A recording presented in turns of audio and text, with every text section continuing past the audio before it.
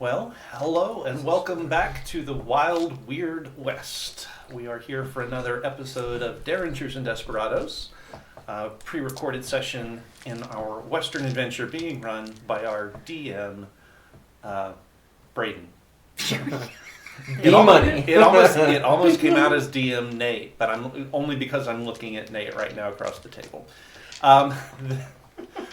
Just a few quick reminders as we get started. As always, you can find all of our video content on our YouTube channel, so be sure you go out there, hit like and subscribe, make sure you turn on the notifications, and you'll always know when we put new content out for you to peruse. We do also run a Discord server so that you will always know what our broadcasting schedule is. I'm not going to give a rundown because any rundown I give now might be severely outdated by the time this airs, so I'm just going to point you to Discord so that you can always find it there. Pretty laid back, pretty easygoing place to interact with us and let you guys know what's happening when. So be sure you are tuned in to that. That's all the time I'm going to take for announcements here, and instead I'm going to turn it over to our illustrious DM, Braden, right after this.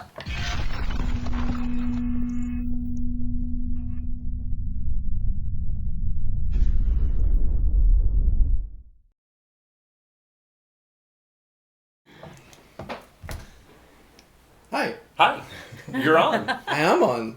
Welcome to Derringers and Desperados, our D&D Western game. Today, we will be doing something I'm going to be having fun with, which is this game. Last... Did make a clone. Oh no! Last time, having returned back to Mesa Springs to recuperate, you guys bought some stuff for the coming adventure, enjoyed some local festivities where a couple of odd characters had joined, including the new mayor, Wilford Cooper. You also met several members of the Hofstetter Mining and Land Company, like Herr Schmidt, who seems to be like the local head of the Hofstetter Corporation here, as well as a very enigmatic individual by the name of Miss Eden, a sort of extremely plain woman. Doing some reconnaissance, the mayor seems to be maybe in the pocket of the Hofstetters. It's hard to say. One of the Hofstetters that you had encountered was a little off by at least your wolf's way of thinking. And Miss Eden was just downright weird. Throughout the rest of the day, you guys met up with Sheriff Morgan Lachey, who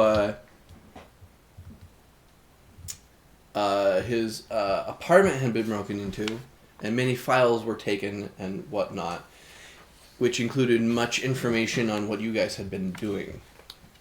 At this point, you guys decided to skip town for the safety of it all, and having a small run-in with Miss Eden, who some of you began to realize was the Angel of Pride, who had not been sealed for all this time, and kind of wonder what that means of who might have been in the seventh seal.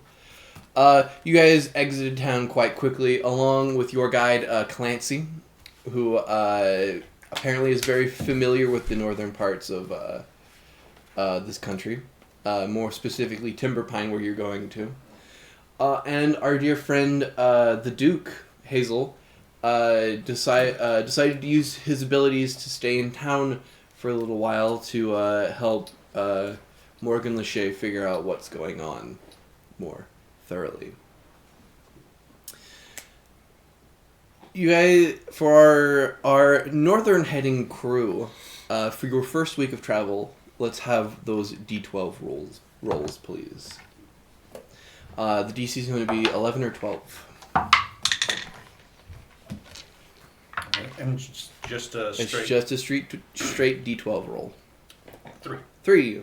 8. 8. 5. 5. 4. 4. 9. Okay. Now that you guys are back out on the road, you feel more... For some of you, it feels more nicer just to be out on the road and not close to people. For others, it's just an enjoyment of just quiet, depending on what your preferred preference is. Clancy, as always, is extremely lucky occasionally. He'll find like a silver dollar on the ground. He'll like toss a... He actually at one point loses a hat in the river, which you guys are following. He picks it up and there's a fish inside the inner of his hat. Of course He then has that for dinner. As you guys continue traveling. Nighttime approaches and you guys decide to camp. Sort of camping off to the side of the river. Sort of the gentle sound of the rocky river sort of down as you guys are enjoying your time. Any routines you guys like to do in the evenings to prepare your guys' self for nighttime? Apparently, I talk to myself. I used to talk to somebody else. Now I talk to myself. Will I remember this conversation in the future?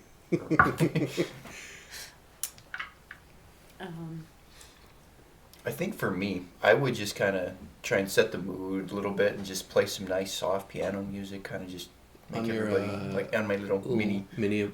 Accordion? Yeah. Give me a forwards roll then. That is 27. Oh, beautifully. You play some nice riverboat music to sort of complement the river you guys are standing on. Or not standing on, but Standing on the I mean, I walk. We camp on the river. The river takes us down. It's safer this way. I do not. Nor do I particularly like crossing the river.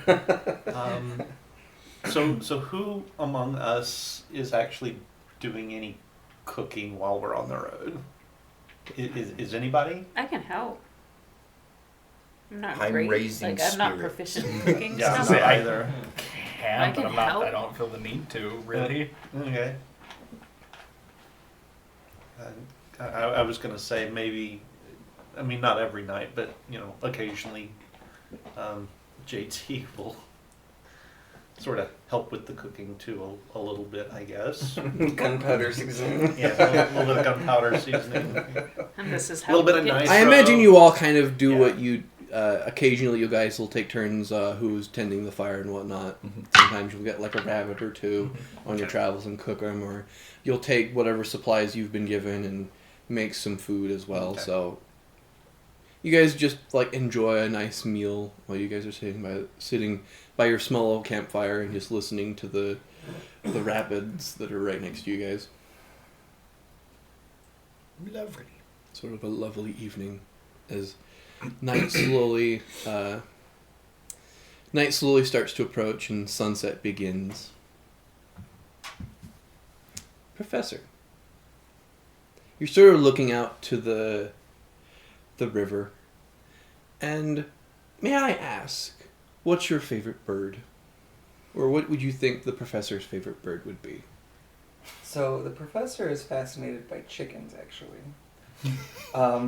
As far as like birds, I mean, he likes songbirds generally speaking, but chickens are a particular fascination because of their relation to dinosaurs. You do see like a wild chicken, though it probably is more like a road runner.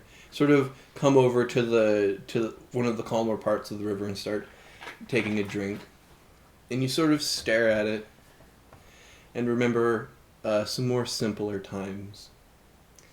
may I ask for you to please sit in the far end of the table, please?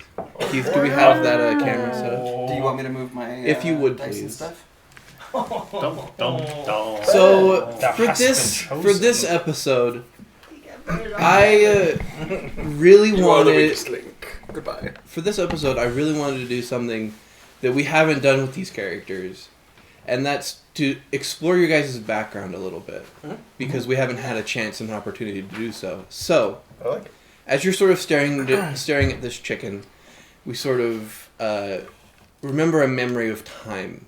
As you're staring at a chicken outside a window, sort of pecking at the ground, Professor, as you Yes? turn back and look at the small lecture hall of maybe like 8 students who you were lecturing, kind of looking back, you see like sort of Edge Dam's private little farm that's kind of right next to the university that sort of is pecking at some things as you turn back to your class and decide to finish your lecture.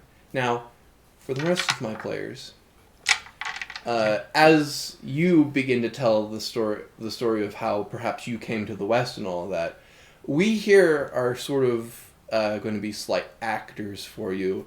I would like you guys to, when I ask or whatever, or when the time comes, sort of jump in and role play as, like, for example, in Edgedam there'll be a student, or what will be coming up soon is, right after this lecture, you're going to have to go to a meeting to discuss how you're going to get your grant for your archaeological dig that you want to go do out in the West. So, if you would like to finish up this lecture, please. Sorry, little distracted, and he organizes his notes on his desk a little better, and there's one piece of paper in particular that it's actually folded. It was a telegram that he sort of slides underneath everything else. I apologize, I was distracted for a moment. So I want to conclude today by asking each and every one of you to examine something for me. Examine yourself. We've discussed a lot, particularly regarding the bone spurs that were found in a recent dig, and likely their use as attachment points for feathers. I want you to, however, examine something else. This week, your homework will be much simpler than usual, perhaps, or perhaps much more difficult, depending on your disposition. I want you to examine yourself. I want you to decide for yourself, why are you in my class? This is an optional lecture. Are you here to gain favor with the other professors? Or are you here to learn something specific? If so, as you examine yourself, decide what it is you want to study specifically. All of you here are very talented, or I would not have let you into this class in particular. But I want you to decide, what is it that drives you? I'd like a full page, just a page, but a page report on what you find in yourselves. Why are you here? Why are you in this class? And what do you want to do in the future? I am, as a few of you know, going to be attending a meeting later today in which I will be requesting the grant money to fund an expedition out west. This is something of a dream for me, and he'll sort of look down at where he just shoved that note. And a bit of a pride point. That some of my students have previously left to explore the West, to find their own fortunes, and to advance the sciences. Is this something that you would like to do? Would you prefer a quiet job like this one, to teach, to advance the knowledge of your fellow men? Dun, dun, sort of the far sound of the bell of Edgedam sort of going off, letting you know like the interim between classes. And with that, As you, I do. with that, thank you all for coming today. And if we do not see each other next week, as I know some of you have other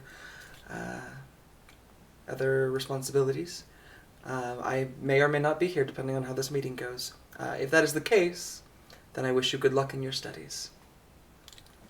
A lot of the students start getting up and sort of gathering their notes and papers and heading out to class as you sort of watch as they all leave and as you prepare yourself for this meeting of a grant to be issued.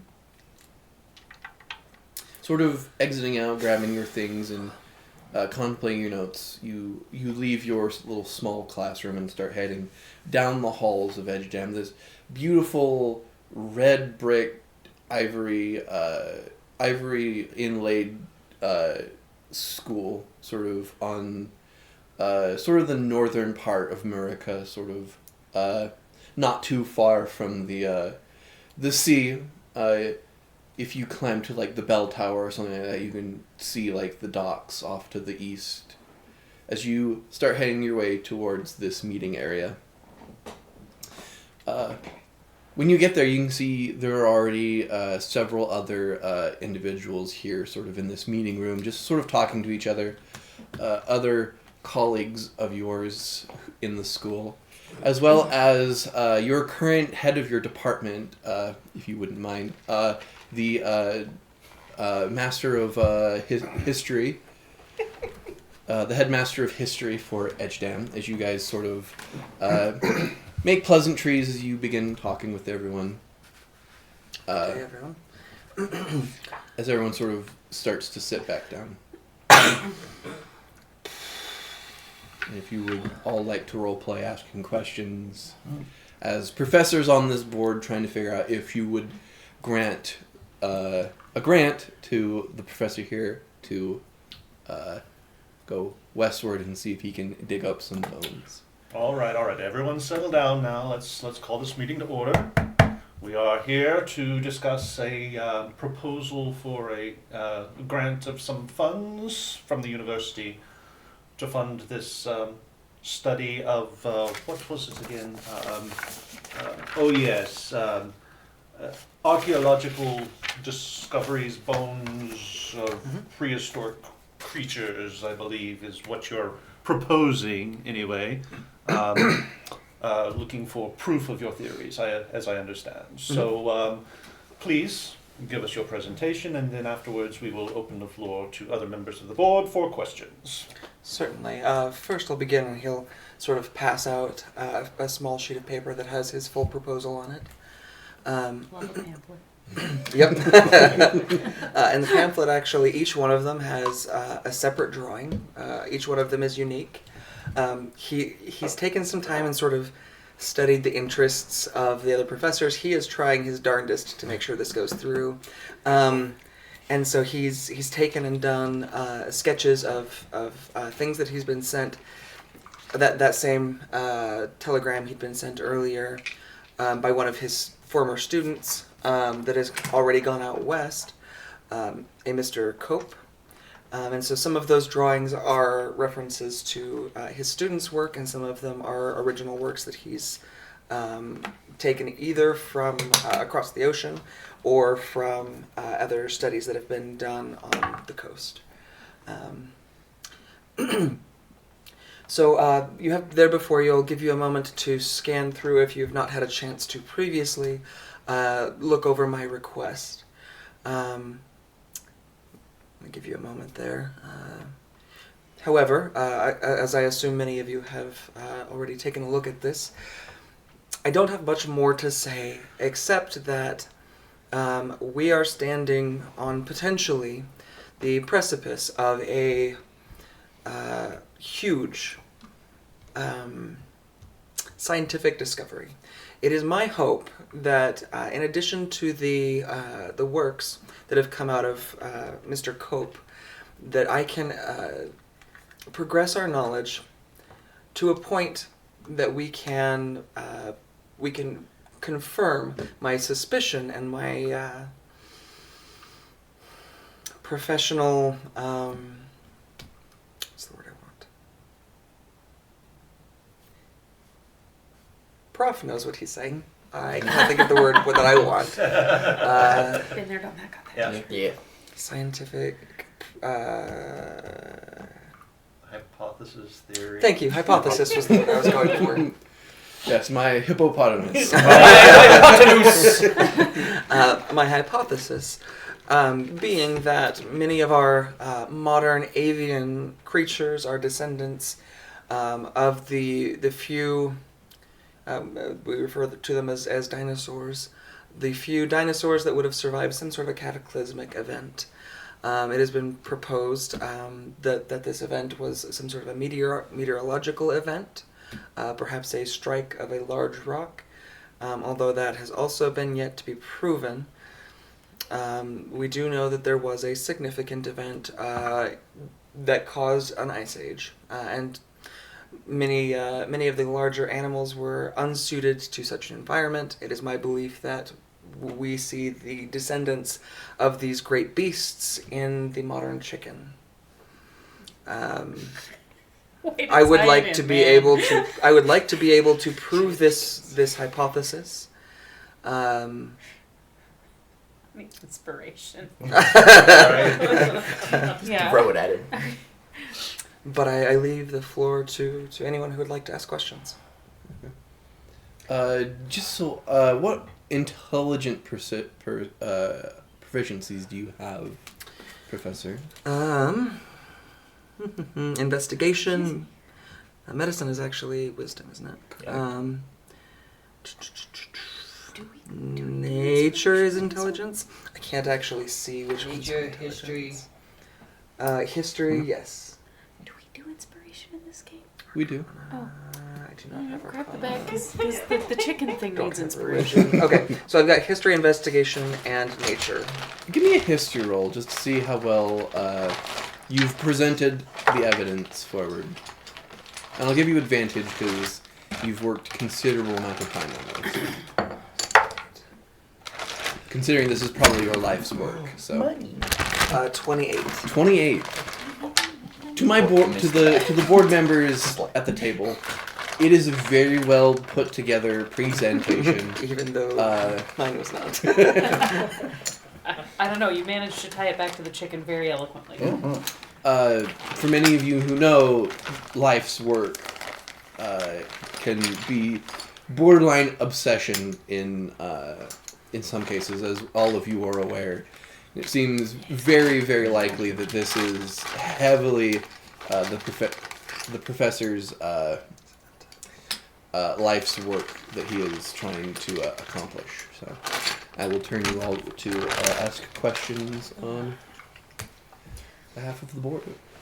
Now, you have done a very excellent job of presenting your point, and doubtless this is important research. But in a time where we have competing academic schools of study trying to get one specific pool of resources, can you explain to me why we should prioritize this information that this could yield, which doubtless a benefit, over things like the medical sciences or things to that effect? What benefit can this do the world that would provide us more reason to be able to feel very good about giving these funds to you instead of a different department? Certainly. Well, first and foremost, I would point out that much of the preparation I have used personal funds. What I am asking for is essentially funding for protection for myself more than anything else. As many of you have read letters from Mr. Cole. Cope. P. Yep. Coke. Thank you. As many of you have read, there are a lot of dangers out west. However, most of my training and supplies I have provided myself. As far as what benefit this would provide to the college, as that is important, as well as to the sciences as a whole, what I am looking at could, if I can prove this connection between the modern avian and the ancient dinosaur, we should be able to see proofs of the evolutionary lines. If we can see that, then I propose that the medical sciences will actually be benefited, in that we can see what things were chosen by evolution to be beneficial. If we can prove what is beneficial, we can hopefully provide to our descendants, to their descendants, and further, a way to continue the evolutionary advances that would have been passed down by the dinosaurs. In that, if we provide the right environments for our children, for their children, we can hopefully select, and this is getting into some eugenics. And here comes my favorite part of this time period. We can select for traits that would be beneficial to, I use the term humanity very loosely, but for humanity as a whole. We can see what changes were beneficial to, say, the modern chicken from its ancestor. And thereby we can drive further our races as a whole. I myself have a question. Now, you're very, very high on your money point when you're pushing this. Is there any way we can talk you down, hypothetically, if we were to give you the money? Is there any way we can talk you down to, I don't know, something cheaper? That is a fair point. However, I have actually haggled this. I've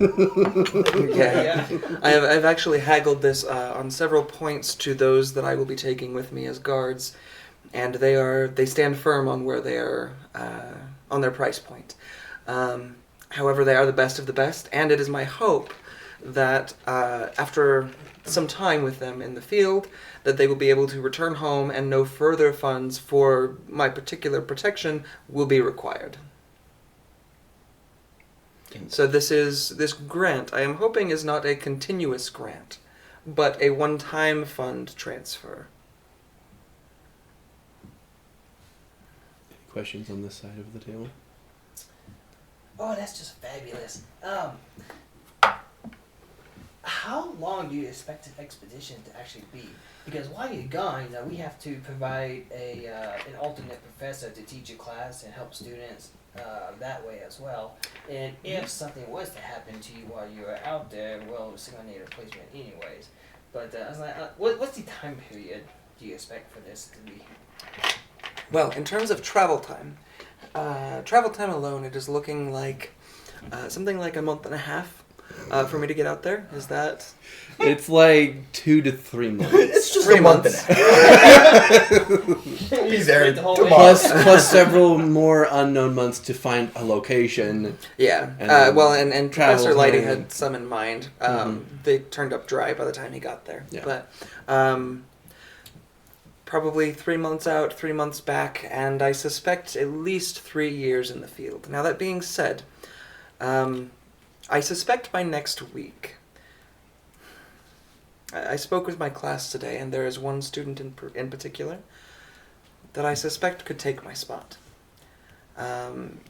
He has been a TA for several years at this point, and knows my body of work very, very well. Not the work of my body, thank you. I don't know, you are a professor, and it is known to happen. I was not the only one who, as soon as you heard it, thought, It wasn't me. It wasn't me. It wasn't Sorry. I was That's thinking fine. it, but it wasn't me. not 12. That's not true. We all are. It's a formality at this point. Okay, so we're talking 3.5 to 4 years, maybe, potentially. Okay. For my dear board members, it's a relatively short time period. Yeah. 3 years is very short when it comes to like expeditions, considering like an expedition to Africa is like 10 years. 10 I want to go years. see the dinosaurs. In Africa. So this isn't like a bad. Okay.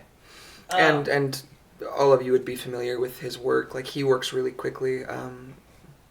And so this is, while it is a short time, you suspect that, well, I would like to say that you could expect that he'll get a lot done in that period, although it doesn't end up happening because, you know. So that I mean, 3 to 4 years is still a good chunk of time. You do understand though, when you come back, there may not be a guarantee a job will still be here. Well, I would point out that, number one, I have tenure.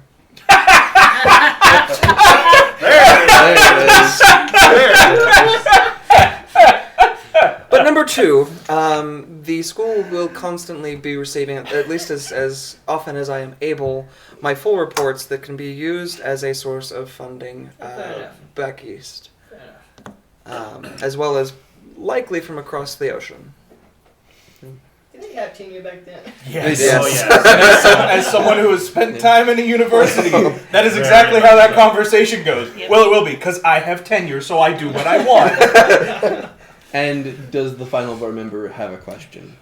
I myself do not have a question. I would merely like to say to the board that having spoken with my compatriots at other places, it seems the public is ripe with interest in such large, what do you call them? Dinosaurs. Dinosaurs. The ever enigmatic Professor Micmac. We could bring in much wealth and money for our university if we had some fine specimens to display. So I wholeheartedly agree we should send him away for 3 years. Get him out of here. He's also the least likely to live through those 3 years.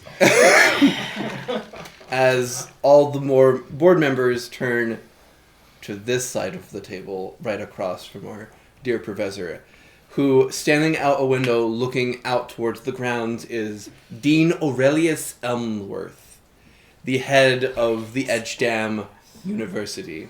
This tall, lithed high elf, sort of blonde hair that sort of comes down to the back, just staring out, sort of white hair coming out from the temples. Pince nez around the nose as he turns back to the board members. Well, ultimately it is my decision, but I would like to hear what other members of the board think on this as well. Sort of turning back to you all. I wholeheartedly support my colleagues' request for this fundage. I do believe it will push forward the bounds of our scientific knowledge about this world. I would, however, caution him to perhaps de-link his research from that quite controversial theory being proposed by our dear friend on his naturalist adventures.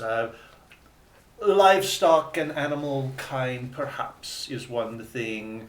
I fairly doubt that any such research into the changing of animals over time will apply to sentient species. I do believe that perhaps the gods have created us a little bit more perfect than them, and you do well to perhaps divest yourself of that particular. Absolutely. And is very Otherwise, I wholeheartedly support too my slow. colleagues' request for the funds. well done, Keith, for remembering some of the beliefs back in the day. Good job, Keith. Good job. Well done, well done. Yes, on your part, madam. So, not to be a contrarian, but while I do find your work quite valuable and I would like to support it, I find that we have too many things currently in competition that are equally, if not, in my opinion, greater forces of good in a more immediate sense than proving past patterns over a period of multiple years. I do wish to let it be known that I do support the ideas and the theories, but right now I find that our finances have other places that they might do better. So it is a very regretful nay from me. Dean, might I respond? Of course. I would point you to a few of my other works more recently, specifically those regarding, I believe, to your department in medicine. My work with dinosaurs is not my only body of work. I would refer you to my PhD in the natural sciences as well. This work, I think, is linked. And if I can prove that link, I think that both sciences will benefit greatly. I don't doubt this. You misunderstand that I am against this for reasons concerning its viability long term. However, when we have the ability to provide a more concentrated effort in an area that yields results very quickly for things that people are dealing with right now, my priority would be to advance those first and then return to this. I do highly value your previous work, but that is not what we are currently discussing. Thank you. And thank you, Dean. Somebody's got an A. And that's fair enough. Well, I'll agree with myself. I'm going to just get straight to the point and say, no, it's too much money. I can't fathom it myself, so I'm also going to say nay. Okay.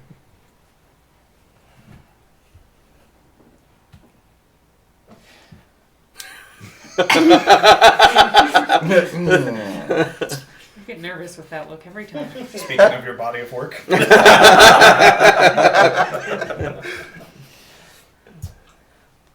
While I find your idea of ancient dinosaurs to come from chickens absolutely preposterous.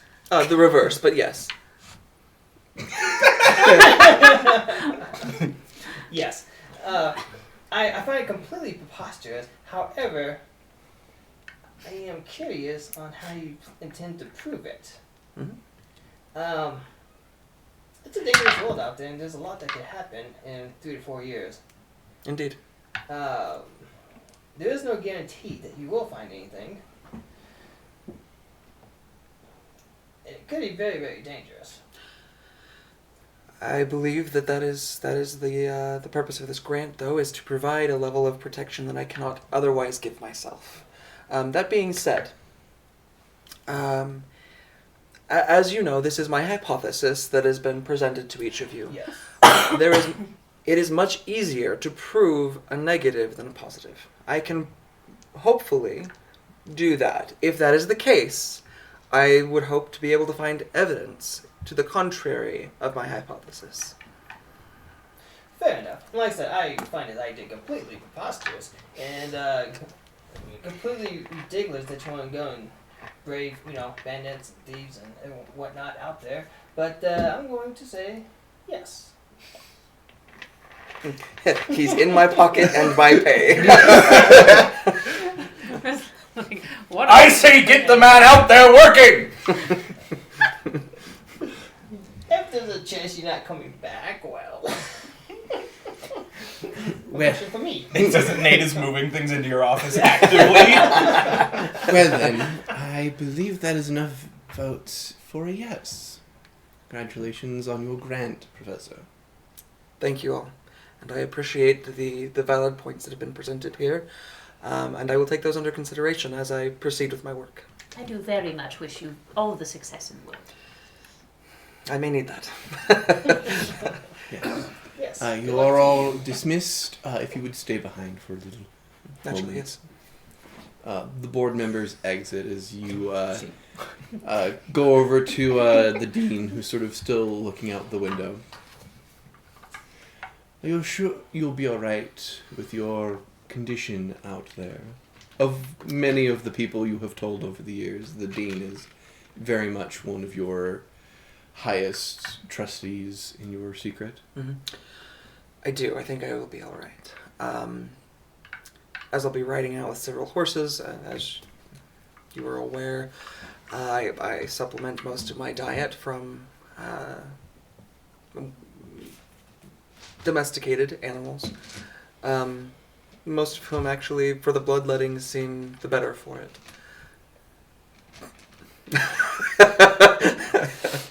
Well, try not to be too conspicuous out there. Certainly. As he holds out his hand, and you shake, sort of looking outside the window with him again. You see another chicken sort of pecking around the grounds of Edgedam University as it slowly pulls you into the future, sort of seeing where you've come in the last 4 years, 4 to 5 years or so. A lot can happen in 3 to 4 years. Cut to 3 to 4 years later. And you contemplate how you got here. You may return back to your normal seat, please. Our money. Hey, the money was well spent. How much money are we talking about? Oh, I don't know. Enough to pay several mean- snipers a lot of money to keep me safe. Honestly, probably not more than $700 or $800. Yeah. Probably $800 or $700 a year, Yeah. but that ran out 3 years ago. Right. Yep. Now you got us. Mhm. You have not yet received a response back from the university, but you have continually sent your reports to Edgedam. So, Nate's board member is burning them because they're being routed to what is now his office. well, he won't be using it for 3 years. I might as well get cozy. What are they going to do? Kick me out of it when he gets back? I have tenure. You're very Well, much well, like the mathematical professor of Edgedam, sort of playing there. It's like, I don't understand this, but I'm willing to see what the odds are on Yes, this. exactly. I had a agent of professor chaos. would have said exactly that. Yeah. But I have tenure. I think so. most of them. It was a may very not. big thing. A lot of professors back in the day were like, they lived there and had multiple PhDs because they're just like, if I just chill at a university and just learn all the time, it keeps me busy, and it's basically a real job because they're paying me I tenure. was going to say, having taken the classes by the tenured professors. Yep, this is how they are. Mhm. Yup. But I have tenure. But I have tenure. I can't help but hear it in that little kid's voice from The Simpsons. But I have tenure. JT, Yes. as you are cooking at the fire, occasionally you enjoy cooking at the fire. Mm-hmm. You begin to stare at the fire, seeing the red and yellow flames sort of licking up logs and creating the deep coals. You too are reminded on humble beginnings of your own self. Will you please go to the end of the table? Humble beginnings just screams. His humble beginnings lights a fuse. Let's discover a little bit about JT's past. Oh, buddy. Will you push the button that says center or main plus center should be right next to the one that that There you one. go. Okay. Because I don't know a lot about your past, JT, would you like to explain to us when it all started? Oh, well, probably. I mean, it started a good long while ago on a different continent, but for the purposes of this, probably the stuff that's most important. I think his earliest, most formative memory would be growing up in a small village, not too far from the capital of whatever the analog for China would be in this world, and being fascinated during the New Year's celebrations by all of the fireworks used in said celebrations. I like to think he probably one year when he was old enough to know better but young enough to not care, that he probably snuck into one of those firework tents Well, then let's see what happens. Is you, along with many of your other small, curious friends, decide to raid the fireworks tent one New Year's Eve. As your friends gather around you, sort of hearing your ideas of what you're going to do. I turn the time to you all. I don't know, JT. I don't know what to think about it. You don't think about it. You don't think, you just do. I'm scared. I don't know what the parents will do to us. We'll wring our necks. Only if they find out. I'll keep watch. Okay, so I'm gonna sort of duck my head in. Okay. Is there anyone inside? Make a perception check, but do it at a -1 because you are slightly younger, and not as so -1. just sort of a young to make yourself a little younger with stats. So was that a 1? That was a natural 1. Okay. Yeah. Off to a great Perfect. start. As most children, there is only one one direction that you always are aware that is clear, which is straightforward. Yep. Any other direction doesn't matter. Doesn't matter. As you sort of sneak into the tent and immediately are hit by the waft of gunpowder and other minerals that create fireworks. The dark interior of the inside. Okay, so I'm gonna kind of reach back behind me with I'm gonna reach back behind me with my tail under the hem of the tent, and I'm gonna wave my friends forward. Okay. I'm going to come in with a bag. And I'm gonna sort of peek up over the top of the workbench. Mm-hmm. You see, at the workbench, you see this almost the size of your own body, this huge firework with the head of a roaring dragon out the front, little paper wings off to the sides to make it look like when it shoots off this massive firework. Eyes go like this wide, and I'm gonna reach up and grab it. Okay. And stuff it in the bag. Okay. Your nickname is Pippin. Of course it is. I was like, I've seen this scene. The rest of you look around and you see little tiny fireworks for like little pops. You see like bottle rockets. You see not as big as the one he grabbed, but decent sized rockets to create bigger fireworks. You guys grab what you can and get out of there. Where would you like to set these off, JT? Oh, I imagine my friends and I have this like little clubhouse spot off in the woods somewhere. We're going there. Okay. Heading off there, what would you like to set off first? You're sort of in this small clearing, little bamboo forest around you.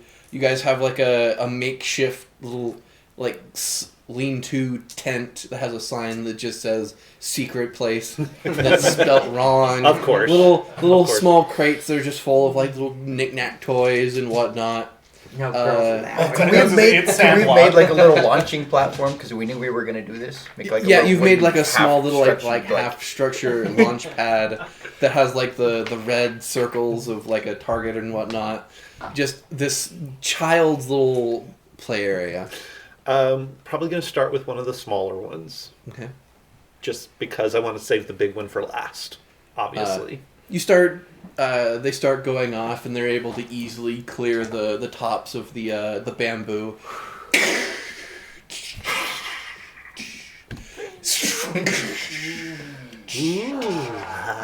They'll definitely never find us here. They'll never know. It's our secret place. It's our secret. It's our secret. So gonna keep continuing on with that through, until our stash is done, and then All that's left is the big one. grab the big one. And I'm gonna walk it over and set it up on the little launch pad area. It kind of starts to Here, fall I got over it, I because got it's it. Everybody hold on. We'll get it.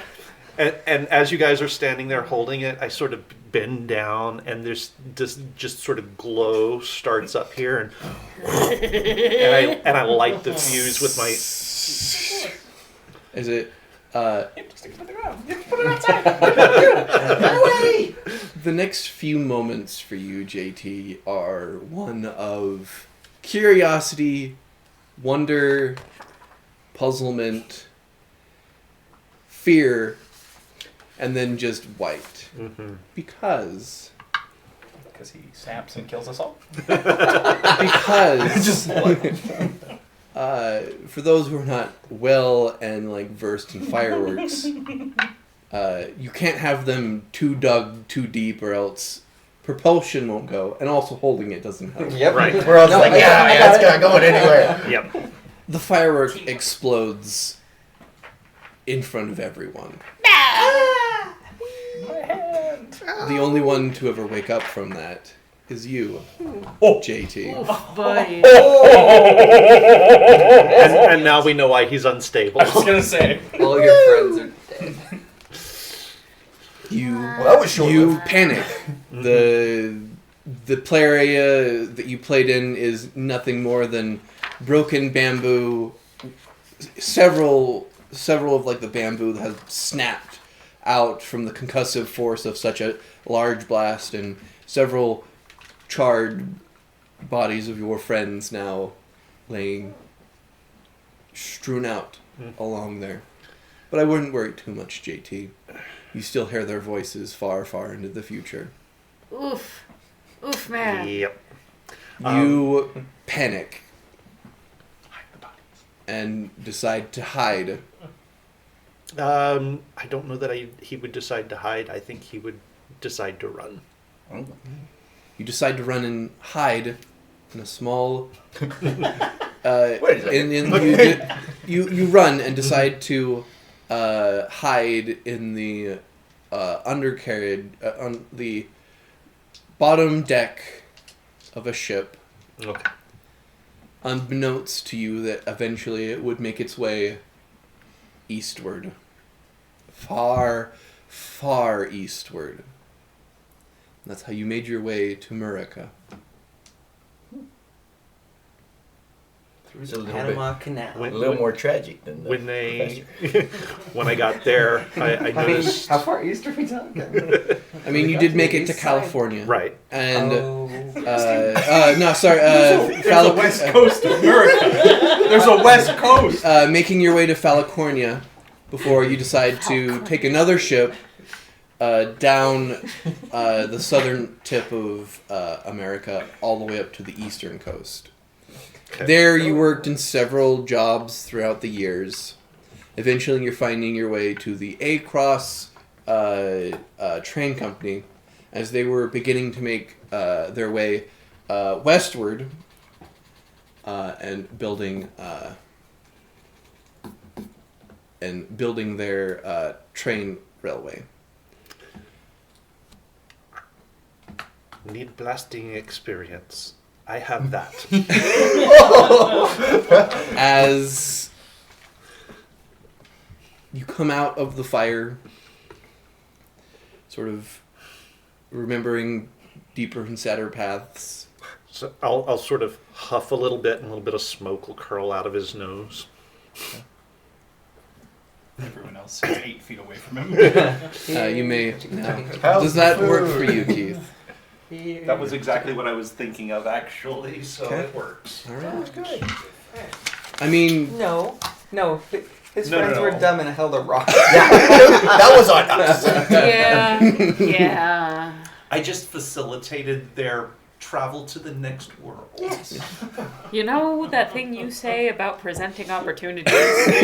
He presented an opportunity. We went to the big explosion in the I was sky. gonna say the real reason the railroad fired him is every time that he uses they needed to make a hole, he'd hand the dynamite to someone to hold. Yeah, go put it over there.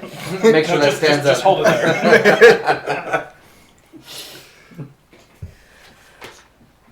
I have to remember all your freaking characters names all the time. Oh no, hold on. Winterwolf. Boy, Not Volk. not Volk. Communication is not key right now. Your sitting by the river, sort of watching, maybe seeing if an animal might come to drink, and perhaps you could hunt it and bring some more food to the camp. Quinienta is sort of sitting there along with you, sort of watching as well. You sort of rub her between your ears, and you look into her like bright blue eyes as you remember your history as well. Let's lead up to the day of the blizzard, shall we? Sure. What were you doing? Oh, up to the day. So, it was a particularly hard winter, so even though you try and avoid it as much as you can, I have to go out hunting to make sure that we have more food to get us through the next couple weeks. Yeah. You and the rest of the other hunters sort of gather around sort of your little supply tent that you have full of just like hunting gear. Sort of gather around and decide which directions you guys are going to go. To the hunters. It has been a very harsh winter, and finding anything is rough. I think we don't have a choice. I think we have to go higher.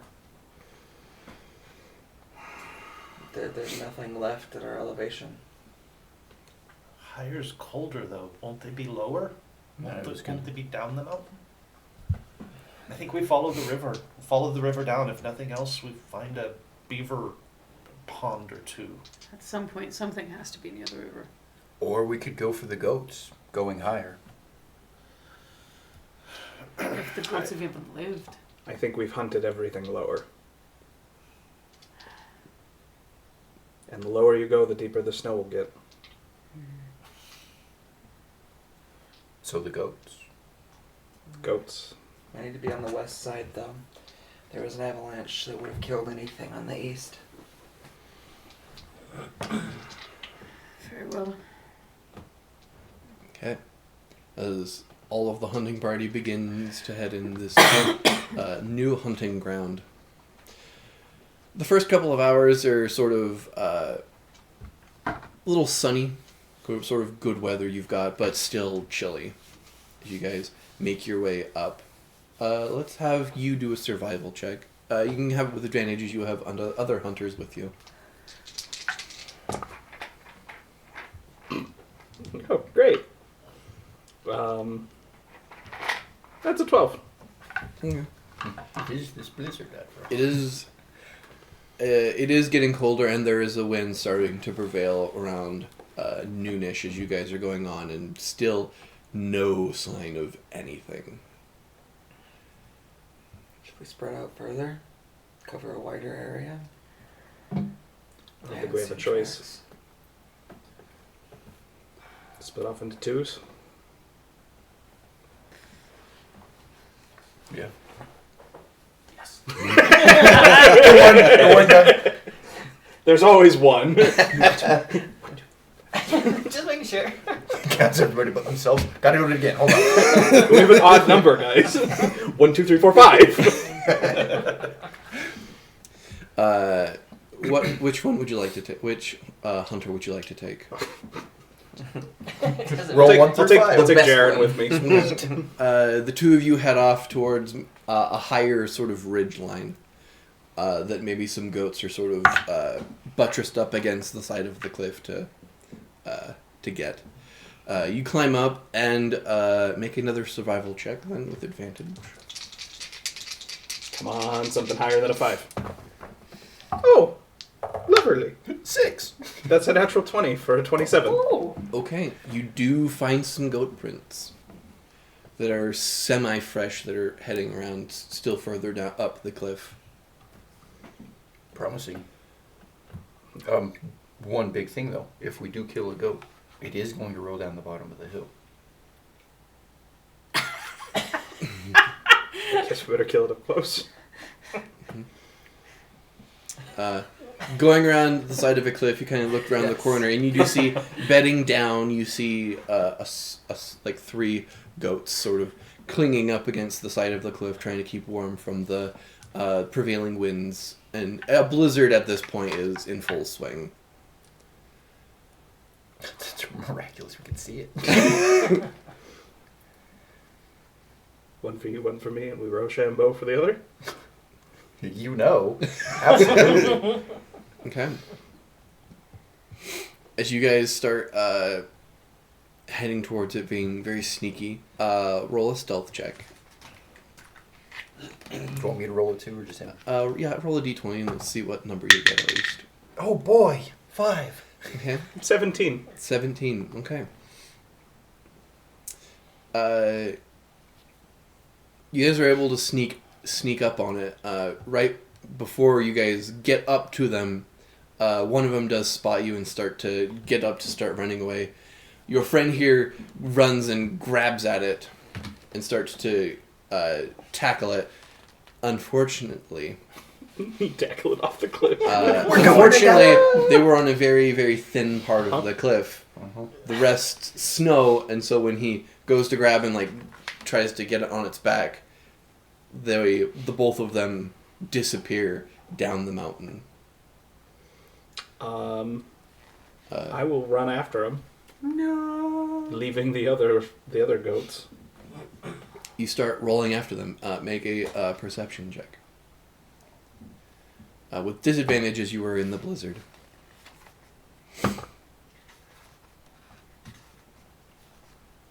That is a 19. 19. Okay.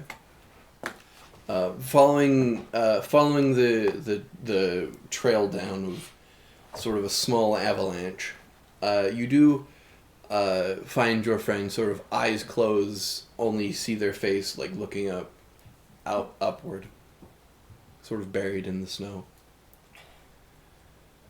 Is there any sign of the goat? I'd say, yep. You do hear distantly and in snow. You do hear a buried sheep.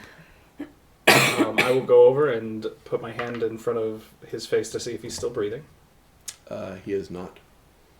And only then, when you are close, do you realize that he is flat on his stomach. Oh, when my head's backwards? Yep. Oh. That'll do it. Yeah. There's your problem. I will close his eyes and start making my way towards the sound of the goat. Okay. Make a Constitution check, and then make a Strength check, or Athletics. Well, the Constitution is 21. Okay.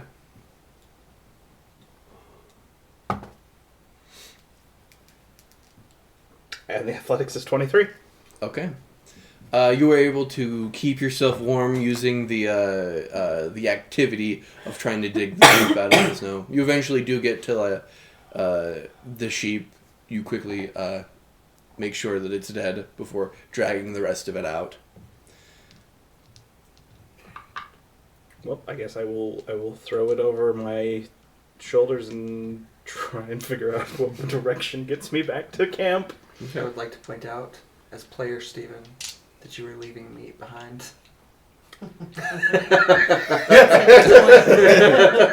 For good reason. A very good reason, as some of the players at this table know. A Yep. very big lore thing in my world, Yep. which is Wendigos. You don't eat other people. Been there, done that. My characters went or not this one. It was, yep. For the purpose of story and how we know how this story goes, you quickly get lost in the blizzard. For several days. You do resort to making a fire and cooking some of the sheep. But several days of this blizzard and you have no idea where you're at. There's a certain point where you've made sort of a small lean-to and have been, for 2 days, sort of hunkered in this small little lean-to, sort of keeping yourself warm as much as you can. What goes through your mind as you have been stuck in this blizzard for so long? Winterwolf is just sitting in the shelter, and he is staring at his knife and trying to decide if it would be better to just end it quickly instead of freezing or starving to death out here.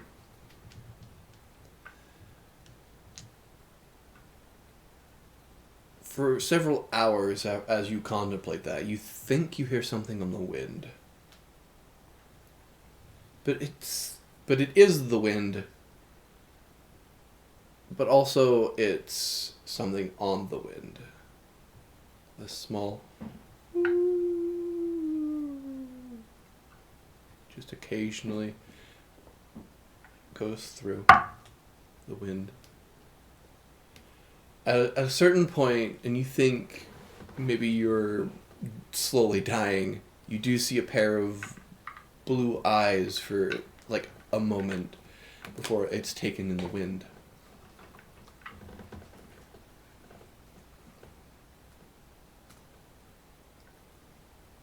You begin then to feel a presence of survival. As if in your mind, a question: do you want to survive?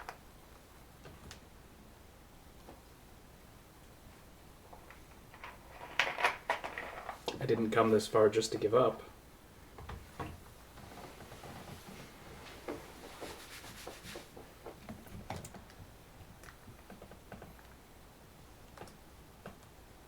You see like one of those flurries of like a dust up a bit of snow. And those two blue eyes sort of looking at your general direction as it slowly begins to approach. Before standing maybe 3 feet from you is this small coalition of a small little ice tornado with blue eyes staring at you.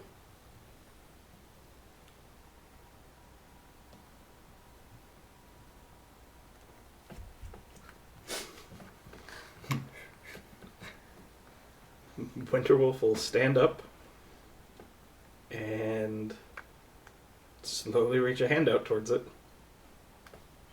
Okay.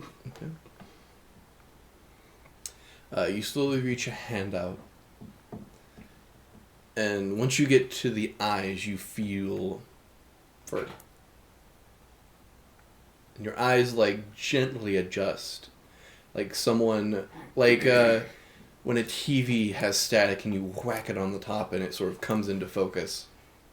You see a white wolf with blue eyes now underneath your hand.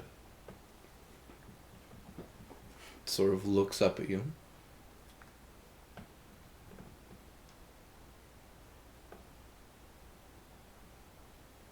I'll kneel down in front of it so that we're eye to eye and face to face. Okay. What would you have me do? It sort of turns around and starts heading out to the snow, and sort of turns back at you, sort of in a, you coming, sort of a look. Winterwolf will start to follow after and give a brief glance behind him to the shelter, and then choose instead to brave the snow. Okay. For the next several hours, your body's just numb. But something continually presses you forward. And after several long hours, you see off in the distance a couple of campfires. You stagger back into camp, frozen but alive. An everyday sense, a decently sized wolf of white and blue eyes follows you around. The both of you needing each other to survive. As you sort of break eye contact from Quienta back now into the present, sort of then looking back down at the river, you do see a small rabbit has decided to drink from it. I will draw my bow and kill it. Okay. And now you have a rabbit for either this evening or for the future. Chicken over here. Let me return back to her. Get this one too. Or surf and turf, and this would be like fluff and foul. Or Fluff and foul. Oh, that is. Yeah. That's the name of a furry club, is what that Fluff is. and foul. No, no. I don't like that you're right. Bellamy. I need to get some history of you.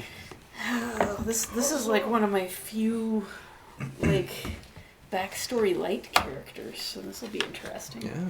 Well, what that's what we're happens. doing now. It's just building Now a we'll little turn on backstory. the nightlight. I would like to point out that if we have any Gen Z viewers, they probably have no idea what you meant. by TV. Oh, the TV static? Oh, the TV Yeah. static? Like- Yeah. Yeah.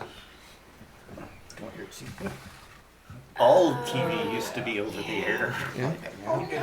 Broken butt It situation. was the only thing that I knew of that channels. sort of worked with what I was trying to, Oh, yeah, no, to I'm say. too. Yeah, I liked imagining the Quinta form because I went. What, And the what's ice going tornado on? was like, oh. You have woken me from my slumber. Bellamy. Let's go over what your childhood looked like, and sort of how the fortune teller sort of became quintessential in your life before you begun to realize what it truly is. Do I need my cards for this? You don't necessarily need to. Okay. I know where they are if I do. Okay. Okay. Where'd you grow up? Well, I reckon maybe that I grew up out in the West.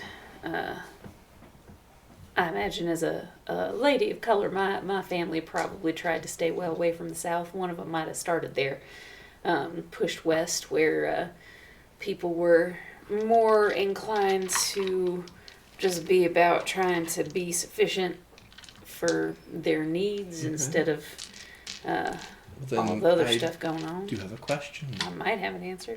Would you live in this world's equivalent of New Orleans? Oh, that ain't west enough, hon. Okay. We pushing west. Okay. Now my parents might be from there. But also remember where the Mississippi is where the Rocky Mountains are. That's true. That's a fair point. Just so you remember, there is that Yeah. the barrier's a lot closer. That is true. That is true. Yeah, I do. I suspect I'd have some family tie-ins and maybe my mama. All right. Growing up in the West, what was your childhood like?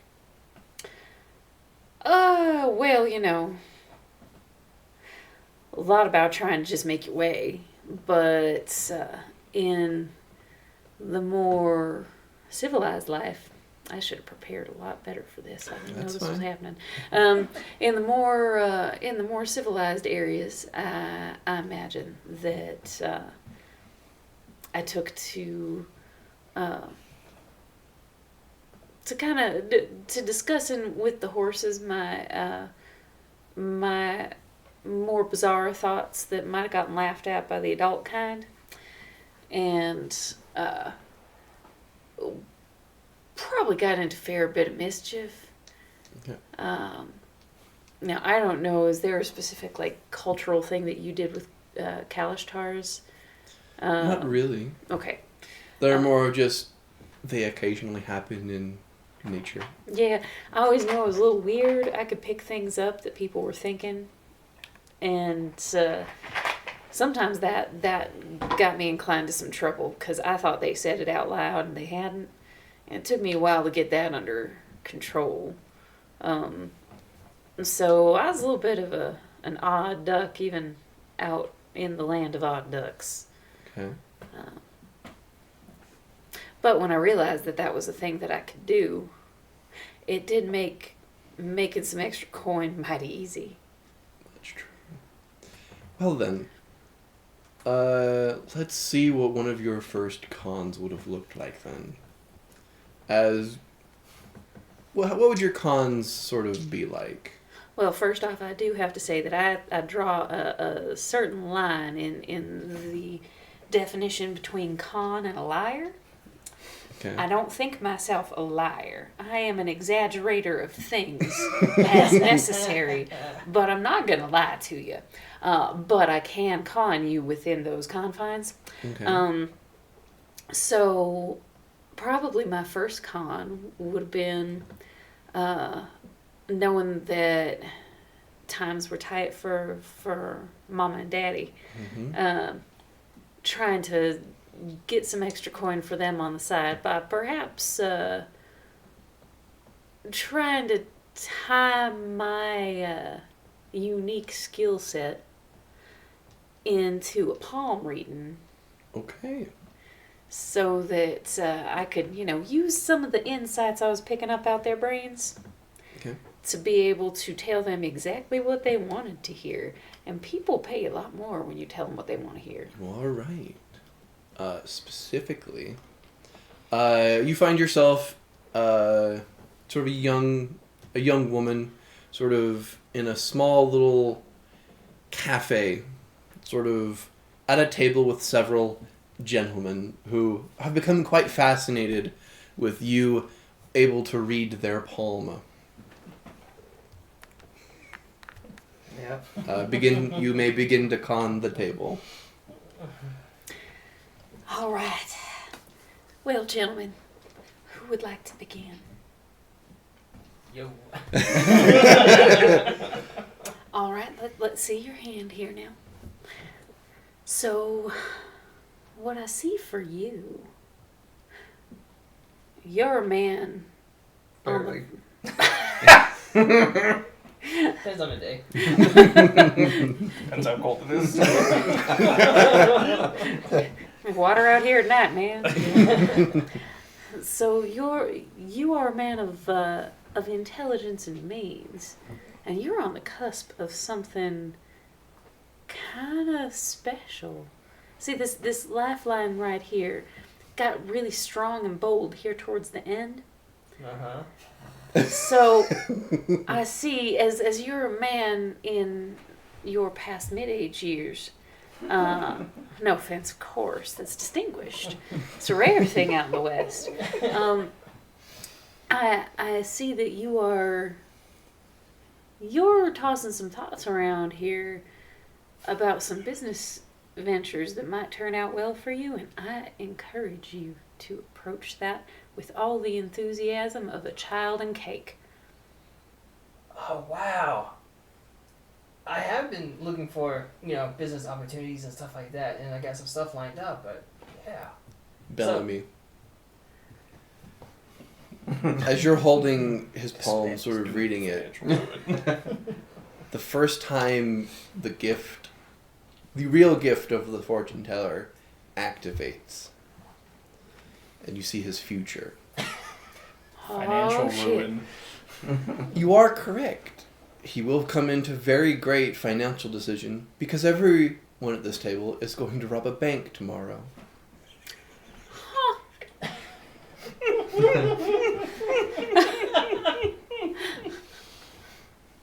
In fact, you begin to see that though some of them may not realize, but some of them are getting a slight suspicious about how spot on you may or may not be. She knows. And this is the first time that, though you haven't fully seen, just in the back of your head, that tent flap opens and a hooded figure sort of steps out and sits in front of a small table with a cloth on and several cards in front. Seems like it might like the sort of tarot readings and palm readings that you are going with. Oh, none of y'all are seeing this, are you? Excuse me? You're looking at his palm right now. Yeah, I see my hand. I mean, he's ugly enough, but I'm not ugly, your face is ugly. Never mind, I'm seeing some visions. Hold. I Hold. think you may want to go lay down.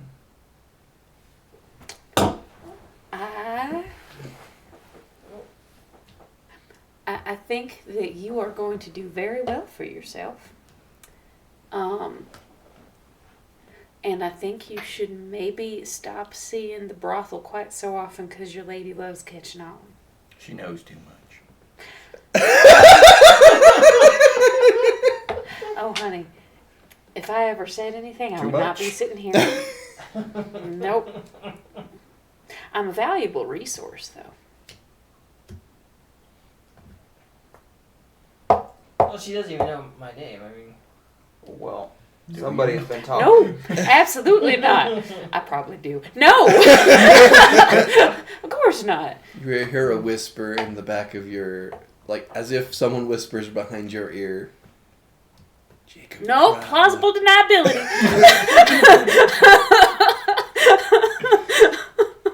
I'm just afraid she might remember our faces.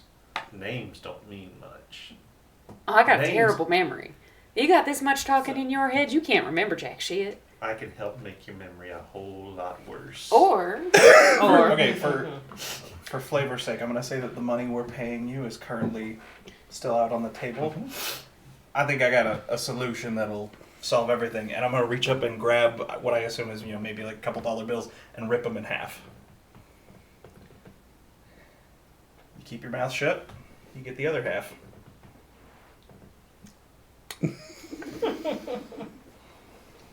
And someone needs to talk less. I just Someone saying needs that. to drink less too. Your palms are saying too much. Gloves. And masks. Love the mask, yeah. I will say that I didn't think that I was treacherin. I didn't think I was treading into treacherous territory, particularly based upon his palm so much as I was much more concerned about the rest of y'all's reactions.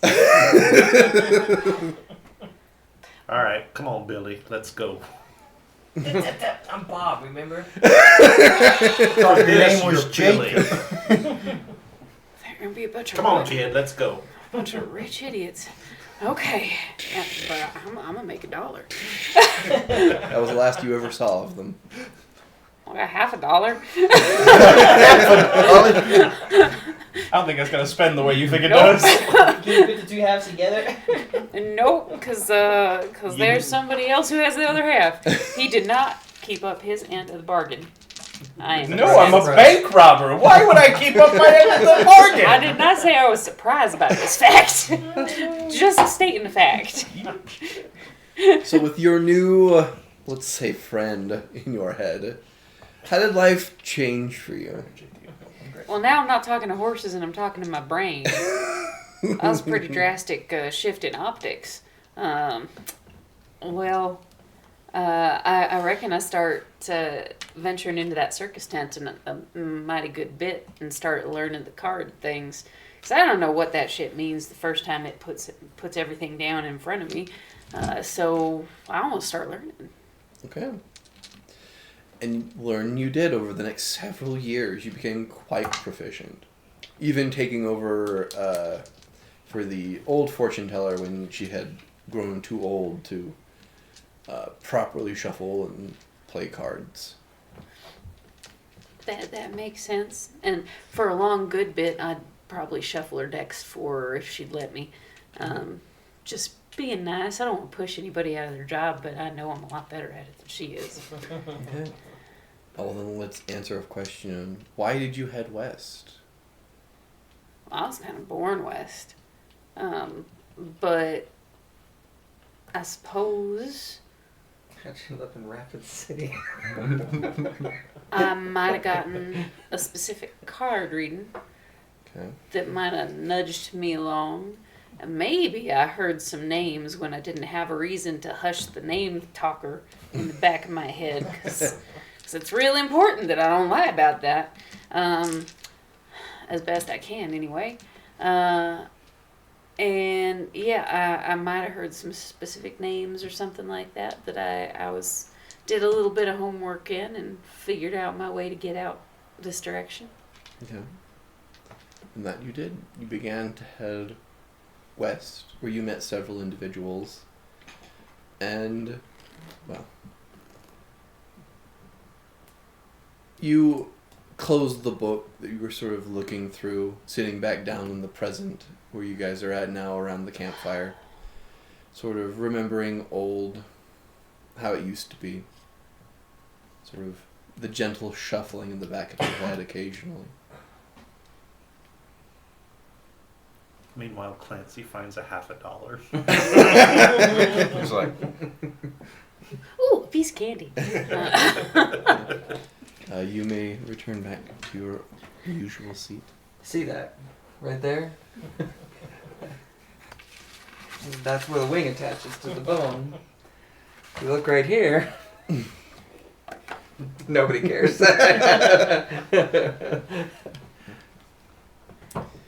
And last but not least, at least for this party, Clarence, as you were sort of playing a tune that you were very familiar with, we move over to your history. Memory. What was it like being a tiefling to human parents? really hard, actually. You're always felt like I was always felt like I was never good enough. I was never, like, nobody cared. Because you come out and you feel like an abomination. You were never like, I don't know, you're just always different. And I was always felt like treated differently because I wasn't like everybody else. Okay. Where'd you grow up? Before you moved out west because of people not liking the way you looked. Most of the time I spent most of it on the east. A lot of time on the East Coast. My family was very uppity. I had a lot of issues, not issues, but I had a lot of, we're elegant, we're very perfect, everything needs to be perfect. So I was most of the time shunned away from all that because I didn't match the description of perfection. So I was always pushed aside or left in my room and things like that. I started finding joy slowly in the piano because it's all that was there. It was all that was around. Okay. So when did you decide to leave home then? I think as soon as I was old enough and they were like, you can survive on your own, is when I was really pushed and had to start figuring life on my own. Okay. So 11. They were like, yep, you're old enough, get out. So it was just slowly, and west just seemed the right way. The farther away from everything, the better it felt. Okay. And that you did. You continued traveling west from place to place that at least had a piano where for a little while you would stay and play, but continued further west. Did you ever have a run-in with the Inquisition? Yeah, that's why I would I'm always kind of sort of paranoid because for me it was I never had to deal with that, but I feel like I got to one small town and had a quick run-in with them, and ever since that moment I had a slight paranoia about making sure I'm okay because I didn't know. Okay. Continually traveling westward and westward, you eventually ended up. I would remember where my notes for this specific town are. Oh no, Braden didn't write notes for that one. You didn't make notes for it? Let's see if I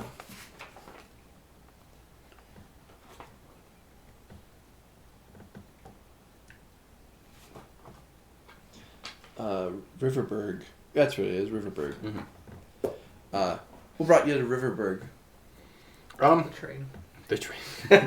Yeah, so I was slowly moving west with the train and stuff, and that was kind of just the settling point. There was the most amount of people in a smaller area sake, so that's where you could make just enough money to get room and board and drinks if I needed to, and that's where I met my piano of a lifetime.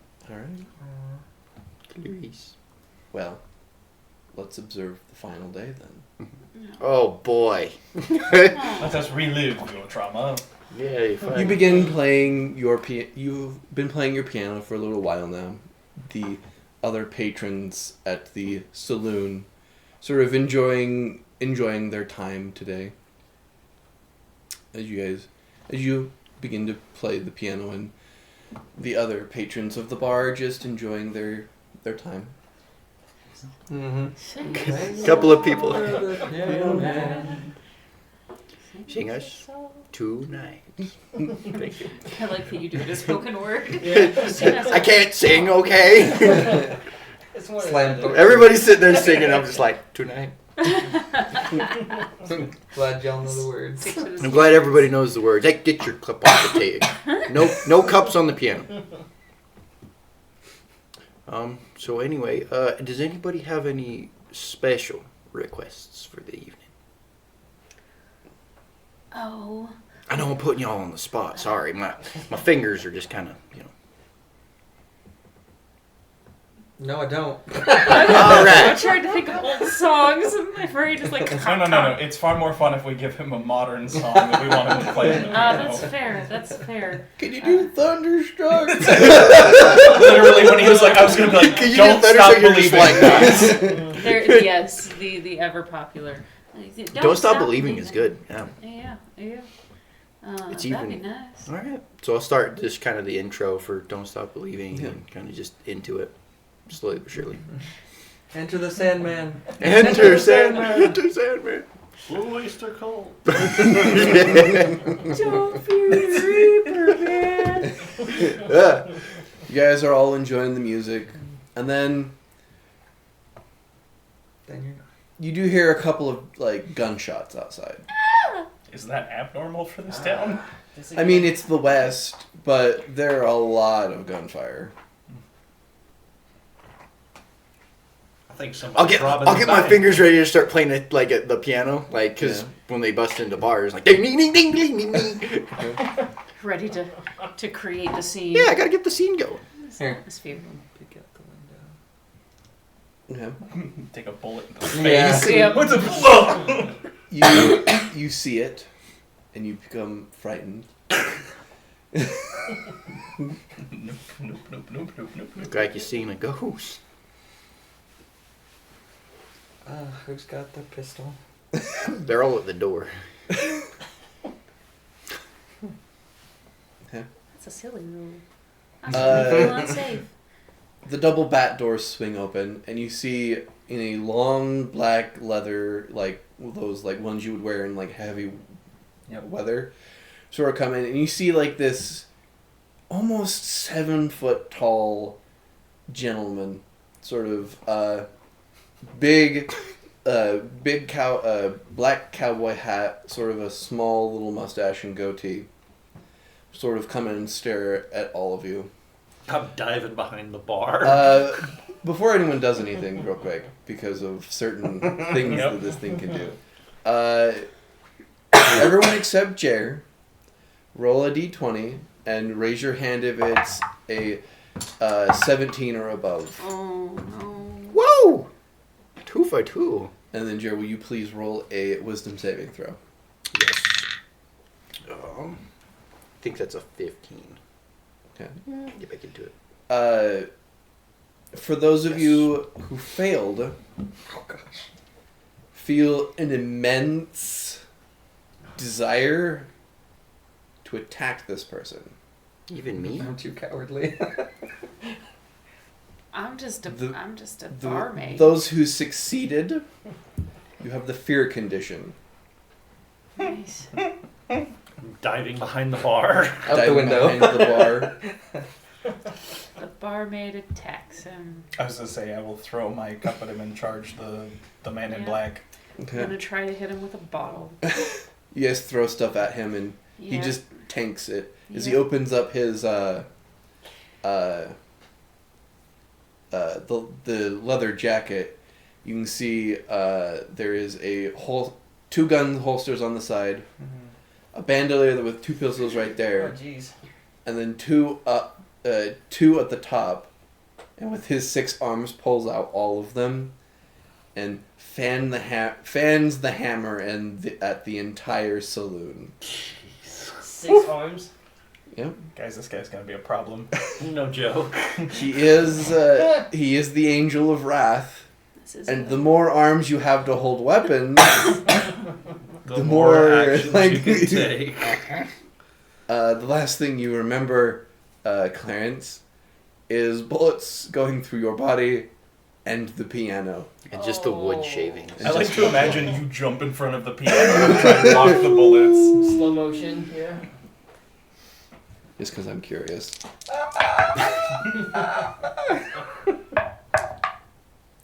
I'm not rolling 36 times, so.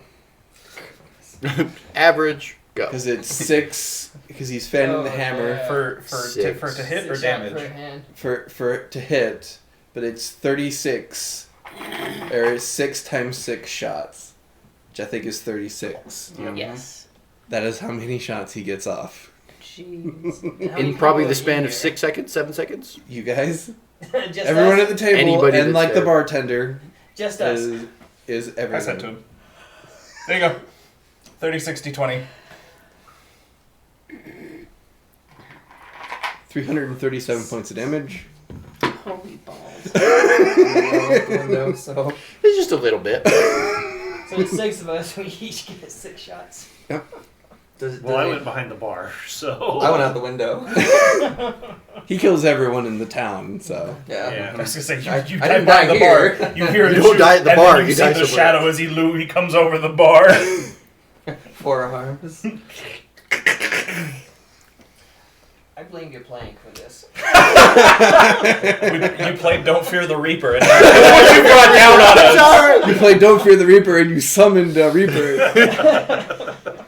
Wow. You played the final note, remembering the final moments of your favorite piano. Coming back to the present. Just while I'm just sitting there just playing hot cross buns, just like He's been playing hot cross buns for 2 hours. I think something's wrong with our piano, man. Finishing with the food you guys have made, you guys gather around the campfire and sort of reminisce a little bit.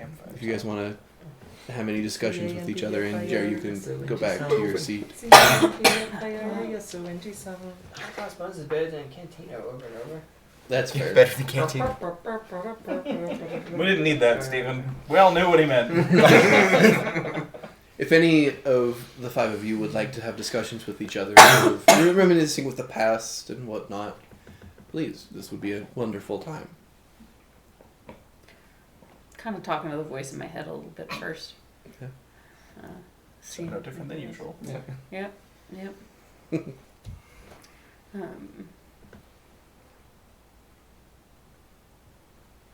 I guess kind of at some point turning to Prof and being like, so if you took the school away, you took Ow. Sorry. Hot chicken bone. Got it. He's fragile, remember?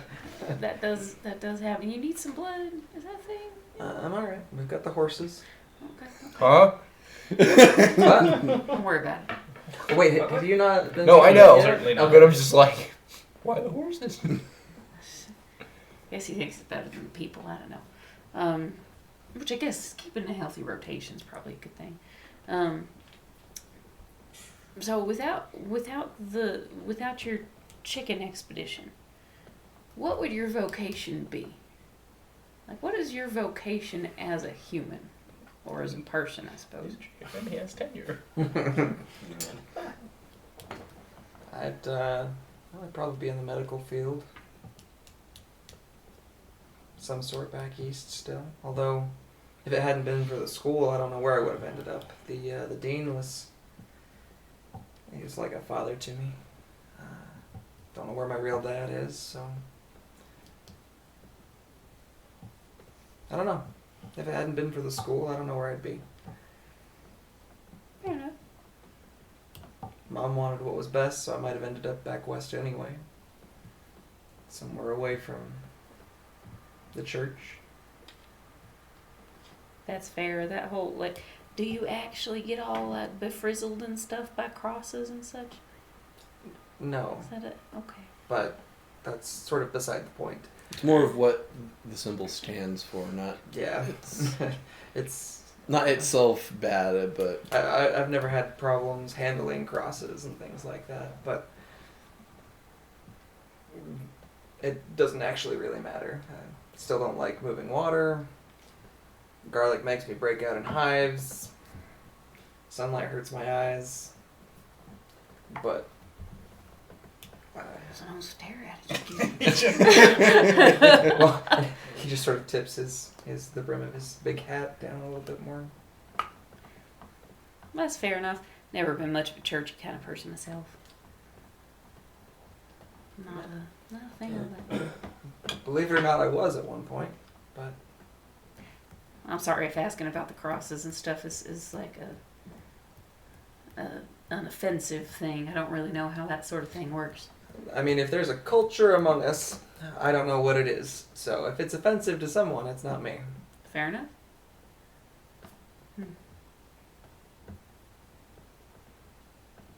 What keeps you playing music? What keeps you playing music? Usually pianos. I don't think that's what she meant. You know, I'll take it at face value. It's fine. Some people are into some strange things. I don't judge. It's not for me. I'm sorry, what was the question? What keeps you playing music? But you know, if your attraction to pianos is what does it, I'm not gonna judge you.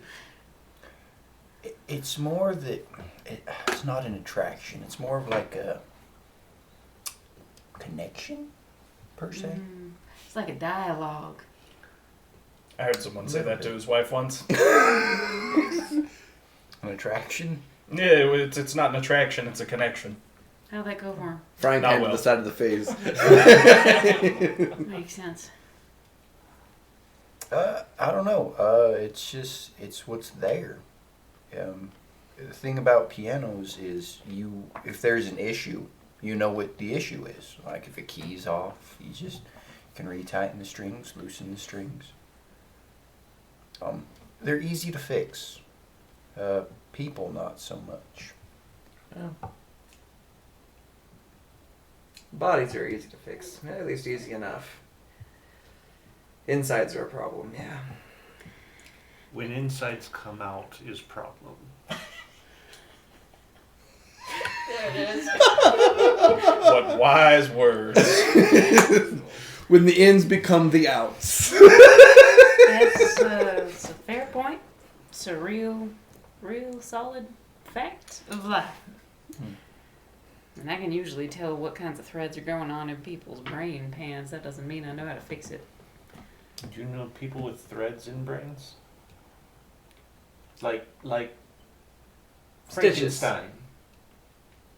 No, like Frankenstein also wasn't the one with the stitches, usually. He's the one who did the stitches. It's the same book. it is the same book. You are correct. Nice to know you are a man who appreciates literature. Bellamy, in the back of your head, you just hear merely just like, the Frankenstein's not the name of the monster. It's the We've addressed that. I He's know, always but one you know, I person have every to time. say it. Yep. You said it. You said it. It was said before you said it, but now you have said it And it too. will be said after. Everyone has acknowledged it. Thank Just you. making myself clear. You have been clear. I read you loud and clear. Yep. Sorry. She gets a little distracted in there. Sure. Don't we all? Y'all don't much believe that, do you? Believe that you talk to yourself? No, I believe that you talk to yourself. That the myself I talk to is actually a present being. I believe that you believe that. I really can't fault you for that. I mean, I know it looks crazy on the outside, but you know, people don't mess with crazy folks too much. They're a little scared of them. No, I got this. Isn't your dog made of the wind? No. Oh. Oh. I have pet him, that's true. Have you seen? It's a. But okay, no.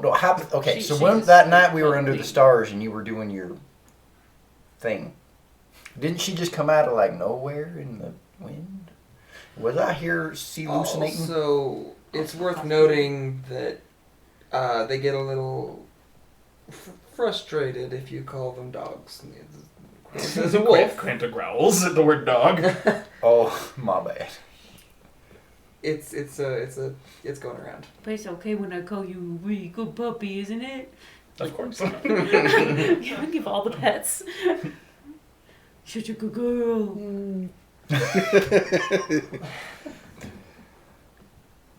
I had no other follow up. That was just. It was valiant effort. I appreciate you. I tried. I don't know. Isn't your better than no? No. Oh. You said it with such confidence. I followed you. I right thought I there. was right. I have pet that wolf, that sweet, lovely, good See, girl. you're learning. Oh yeah.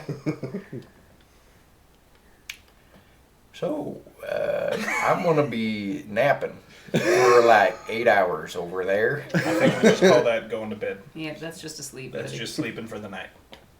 Man, I can't. Good night to Sleep well. Get you some rest. I can take first watch. Yeah, I reckon I'll take second. I'm not volunteering. I'm already sleeping. Yep. Don't mind I me. wake up for third.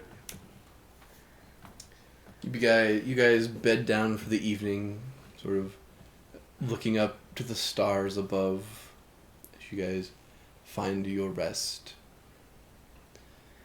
Back in Mesa Springs. Has anybody seen Fightful Goes West? I Yeah, have seen that It's too. been Very so long. long. Underneath the Uh, same big sky. Yep. I've seen that. Honestly, I think I like it better than the original. Yeah. And that says something. Except that song. Yeah. It's a gorgeous song when it's sung by anybody but a little 6-year-old kid. No offense to the 6-year-old kid. None at Right, all. yeah. They tried their darndest. Yeah. You've No? been not yet. You've been in Mesa Springs for the last week, helping Morgan Lachey, sort of as his spy. Could be a word for it. Yeah, my undercover is a barmaid. Oh, I Uh, forgot. Yes. And a and Marie. Marie, you've been working at one of the saloons there in town and sort of watching everything for the last week. Not much would appear to have changed outwardly to Mesa Springs. Inwardly, several things have changed. There are a considerable amount of workers who have now appeared in town. Many of them have German last names. It's the Nazi. Say it. A new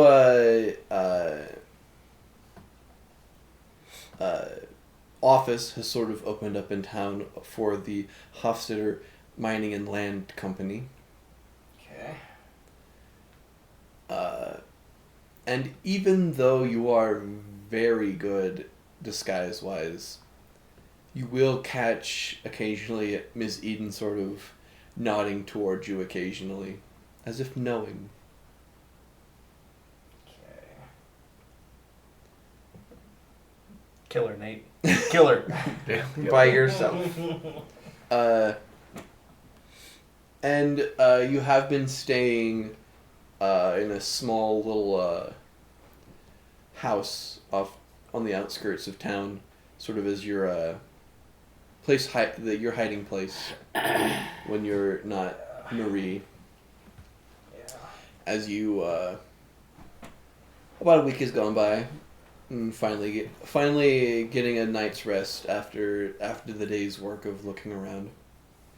And you sort of dream and begin dreaming of what brought you here to the west? If you will go to the end. I have a hard time with that song because he sounds so much like Kermit in that song.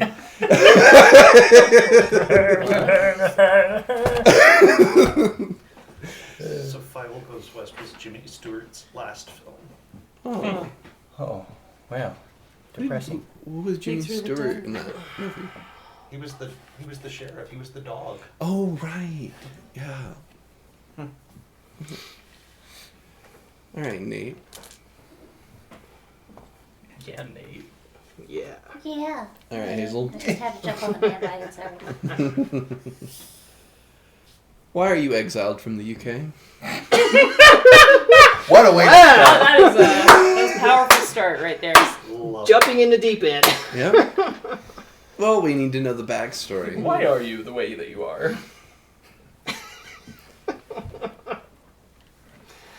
Okay, so what happened was, Okay. so Hazel was he was poor growing up, and you know, really didn't have much. He always envied the rich, powerful, all that stuff, you know, because they got everything, they can do whatever they want. So he, with his skills, he was able to get himself appointed into the royal court and work his way up to becoming a duke. Okay. While he was a duke under the, have they always been a queen, or has it been a king as well? There's been kings. It depends. Yeah. Okay. I think at this time, in 1880, I think it was either a queen or it was the king. I think it was a king at this point. It would have been Queen Victoria still. Queen. Until So, 1901. Queen Victoria is the current monarch of, would be the current monarch at the time. Okay. So we're under the queen. And then, since I was in her royal court, she is aware of my skills as well.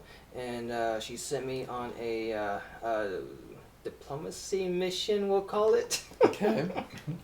Diplomatic aggressive negotiations. Yeah, we're with another country. You know, some things happened. Some things went down, not in a good way. Some people died. Okay. On my return, reporting what had happened, and and that one of her favorite lower stewards was killed as my assistant. Instead of just up and killing me, because things went so bad and made tensions worse between the two countries, she decided to just exile me, given that I have done previous good work in the past. Okay. I argued that most of it was not my fault, only some. Okay. Throw somebody else under the bus. Damn Germans. You know, if you're 15 years later, you could have started World War One. Yeah. But no. Okay. And then for like I said, for the most part, instead of just outright killing me, because you know, taking off my head or whatever, because I did such good past work that she ended up just exiling me from the country. Okay. And so I made my way to America. Okay. America to start over, land of the opportunity. Okay. But I refuse to give up my title as Duke. Fair enough. That's why I'm Duke of the West. Duke of the West. Okay. The Well, one and only. one only self-proclaimed Duke of the West. Nobody else would ever take that nickname. Nope. Yeah, just because I was exiled doesn't mean I lose my title. I mean, Pretty I sure- think- I mean, that is how that works, but sure. You can't prove it. You weren't there. Okay. Well, I suppose a question must be asked. Why do you wish to become the greatest gunsmith gunslinger then, as per the title of being the Duke of the West as well. Given that I was in the Duke in the royal court, I learned that reputation is everything. That is true. Right? Yep. So, if you have a phenomenal reputation, people are pretty much going to leave you alone. That was the hope. That was the hope. Occasionally, you have to prove it. That is true. Have That's you where, ever had That's to prove it? I've been in a few gunfights, and obviously I'm still alive, so, I mean, am Mr. I the Gunlight. fastest? Maybe not. Am I the slowest? Absolutely Hey, not. if nobody else lives through the gunfight but Exactly. you, nobody can say you weren't the Exactly. fastest. That's true. That's true. Yeah. So far, I haven't lost. Okay. Hoping to keep it that way. Yeah. Well,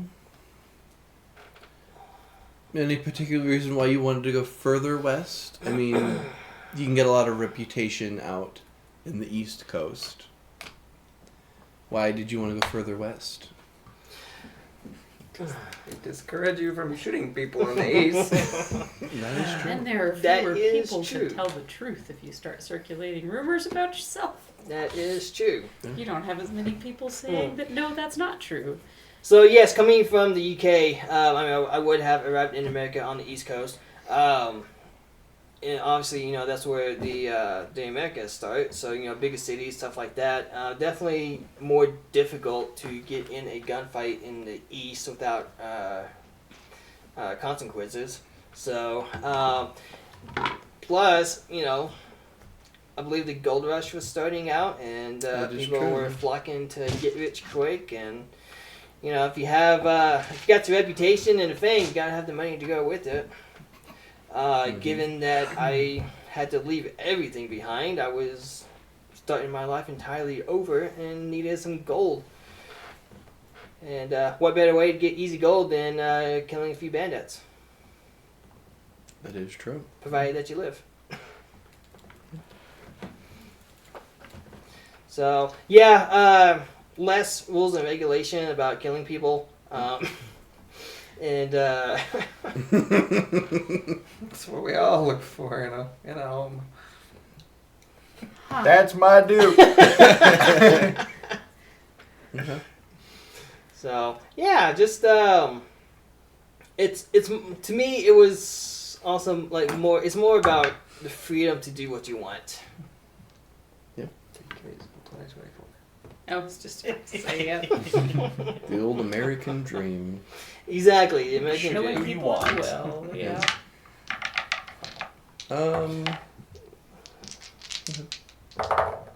You can come back to your seat now. Look at that, you didn't even have to roll it. I didn't. Oh, I couldn't find an opportunity to have multiple people role play a situation that we were That's talking fine. about, so I figured. I'm the dead guy. We're all Or- just victims. Or having the queen exile me True. publicly.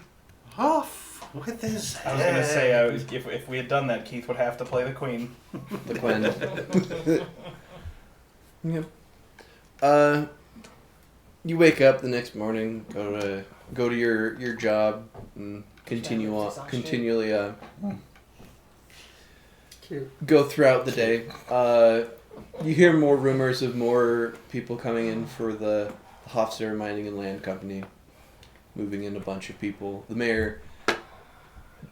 mayor's been semi-quiet recently, more or less just doing mayoral stuff, as one would say. As I'm cleaning a table, I wish JT was here to take care of the Hofstadter establishment. Just blow it up. Blow it up.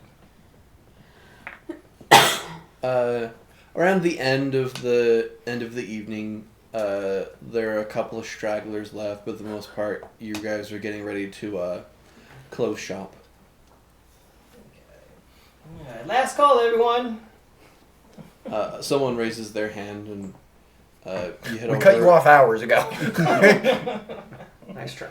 Go home, Jeb. You take the drink over, and it is Miss Eaton.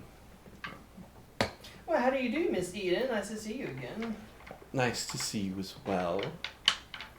So often I get to see Your caliber. oh, so, someone of your caliber quite often. Oh, well, thank you. Yeah, you know, it's a job, and everybody needs a job, so. Of course.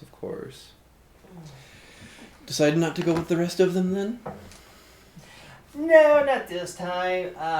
So I just stay back a little bit and just, you know, catch up on some payments and, I don't know, just see what happens and see how the town's gonna grow in the next few weeks and all that. Yeah. See what's going on. Fascinating. Make an insight check. She's bored. You are not fascinating. And then what's your insight check? Wouldn't it be deception? +2. Okay. Oh, that's a natural one. Woo! Okay. Sit Failed close me. to Stephen. I haven't rolled a 1 forever. She just is just looking at you. Just awkwardly looking, or? Well, yeah. You gotta take her seems drink. seems to just be looking at you. Kind of hard to figure out why.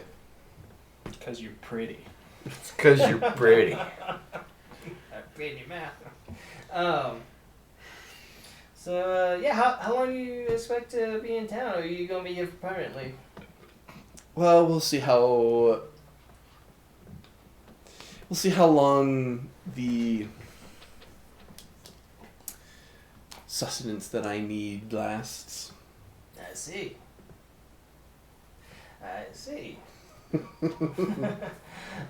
Well, if you need some potential people in mind, I might have a short list of some I can recommend. I imagine you do. Maybe like everybody I don't like. Yeah. Didn't tip me. Yeah. It's the bank robber that moved into town.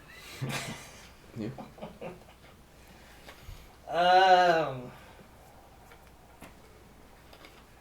So, still partnered up with the Hofstadters then?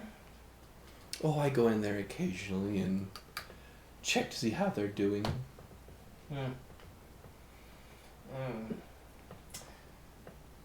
On that note, I was just wondering though, have you heard any things about your brothers or sisters?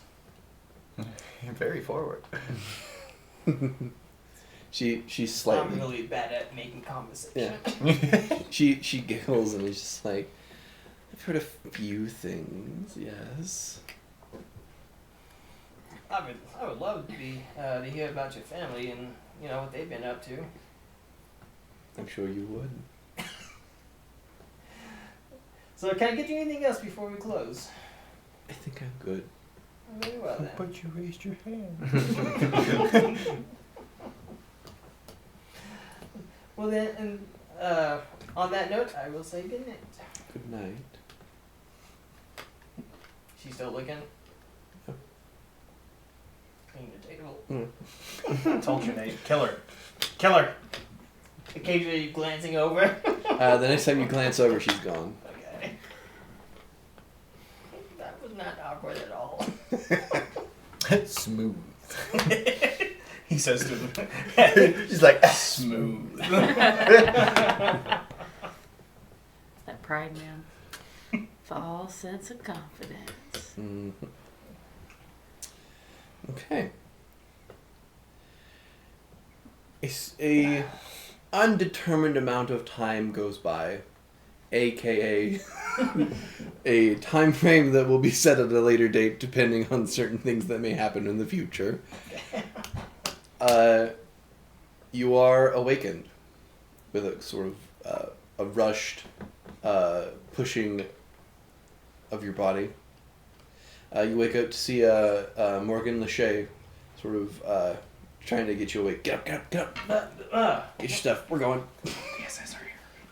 Wait, like gun stuff or Maybe everything. do I need to change outfits? Just Whatever makes you comfortable. We gotta get going. It's just in his boxers. No, I need to know if I need to put my dress on or not. Gun belt and boxers. Do you need a man or a lady? Do I need my? I need the Duke. Very well. Alright, no good then. That's the question. There we go. Fine. He's, as you were getting ready, he's sort of like checking out the window occasionally. He seems Okay. slightly paranoid. Alright, so I put my gun holster on. Yeah, I put my coat on. Okay, what are we doing? Getting out of here. Where are we going? Far away from here. Wait, just anywhere? Away. I am no longer the marshal of Mesa Ooh. Springs, Yep. and my replacement is in the pocket of the Hofstadters, and I don't want to be here if they decide that I'm not needed anymore. So we are leaving. Well, shit. Kill him. Kill him. So, who took over then? Some guy by the name of Bob. Heinz something. Doofenshmirtz. Heinz. Ketchup? Yeah. Not the ketchup, Baron. Because he's red Baron. Yeah, there you go. Heinz, some German name. I'm not sure. Doofenshmirtz. Heinz Schnitzel. Is this like morning time then? It's nighttime. Nighttime? Yeah. Okay. Alright. I'm gonna like go to all my windows, look out, see if anybody's out. Make a about. perception check. Everyone in the town staring at the windows. There's a mob. They're rolling a Gatling cannon out into place. Yeah. You don't see anyone, other than maybe like someone who might just be walking by randomly. Okay. Is his horse outside my house? No. No, I was expecting to get out. Walker quickly. You can ask him. Alright. So where's your horse? It's over by the Northern Tequila. We're getting them out as well, trying to get them out of here. Okay. I tell you what. You stay here. I will go get your horse and. Well, no, we're meeting them at the Northern Tequila and getting out of here. Oh, I see. Yes. Okay. Oh shit. Around another. Alright, I tell you what. I will go ahead. You stay about 30, 40 paces behind me, and I will check things out. I'll take any ahead. bullets that Set need the to be taken. Hofstadter building on fire on your way to town. Okay. Make a stealth check then. Or are you trying to be sneaky or nonchalant? Just nonchalant. Then make a deception check. Okay. I know nothing. I miss not being a rogue. Easy nothing. I know nothing. Oh, Such a good show. that's an 8. Okay. Sure. 8. You're able to just. You start heading towards the Northern Tequila.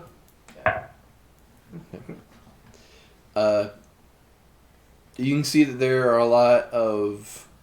You don't want to say like patrols, but patrols of just like two gentlemen sort of just walking down streets occasionally. Okay. It's like the new guy in town, every Western. Everybody's looking out the windows and the doors. Yeah. You do eventually make your way to the Northern Tequila. You can see around the back, it seems like there's a horse with a wagon as well as several,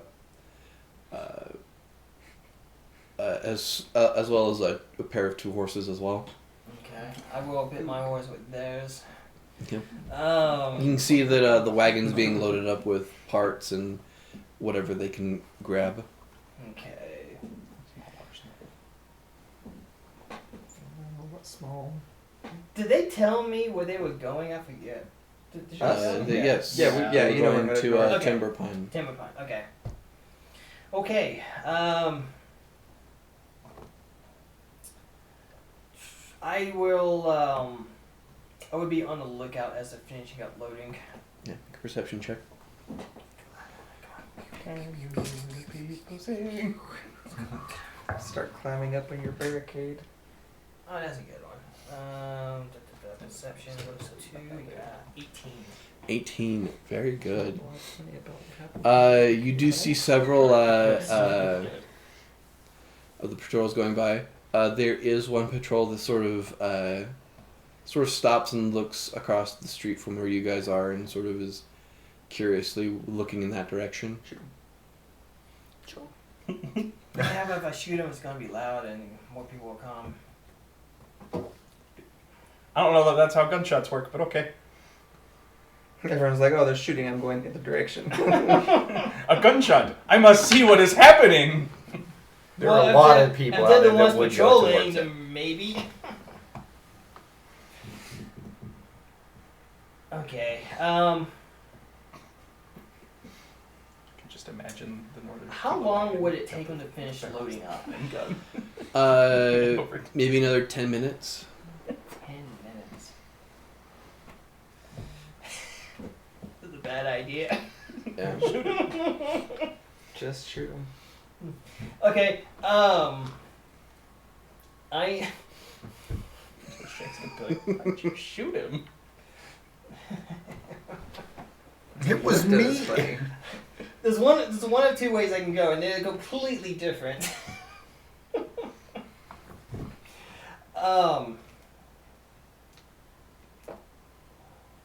Well, He hasn't actually done anything. I to try to, like all he has done he's is just watched. looked over and been like, "What's going on over there?" That's all he's done so far. The two of them. Yeah. There's two of them. Oh, They're in sorry, pairs, yeah. so- yeah, it's fast.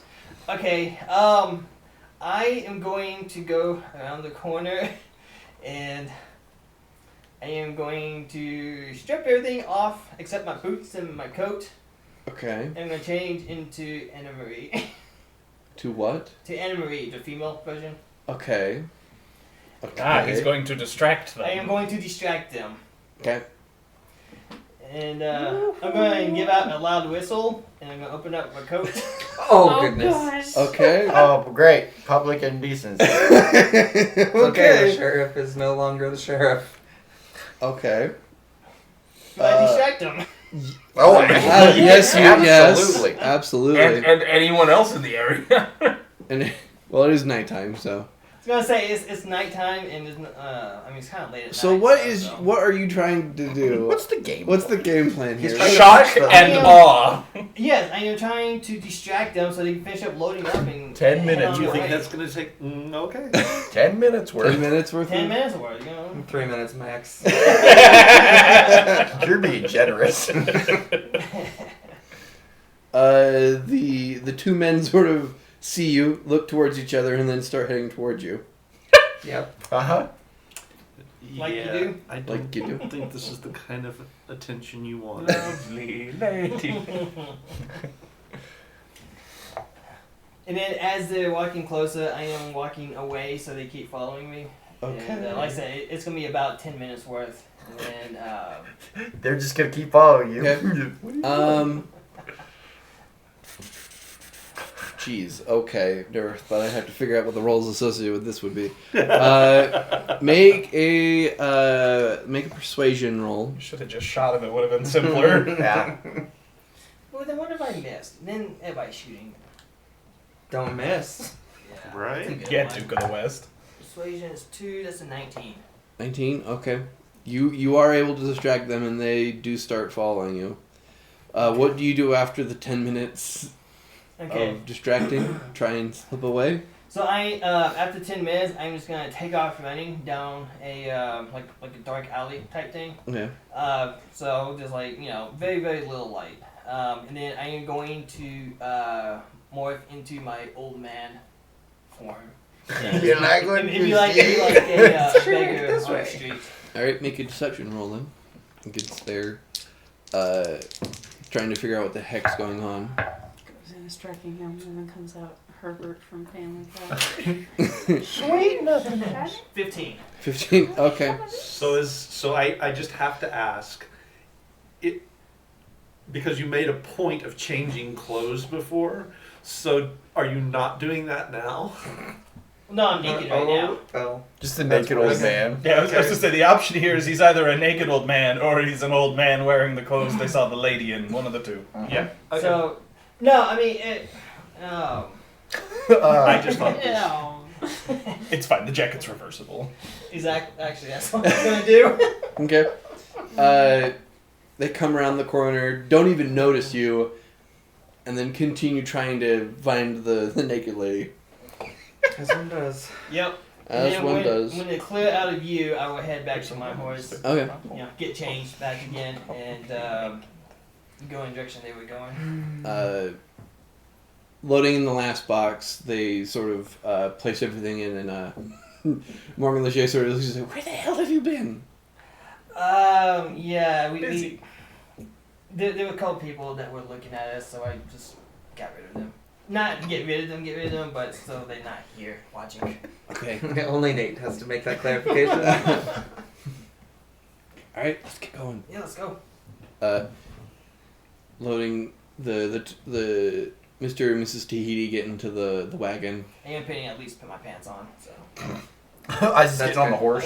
Yeah, I don't want to change. And you guys Meaning start you're afraid heading to swear back. out of town. I may roll a stealth check while I roll the stealth check of the wagon and... Oh, natural 20. Okay.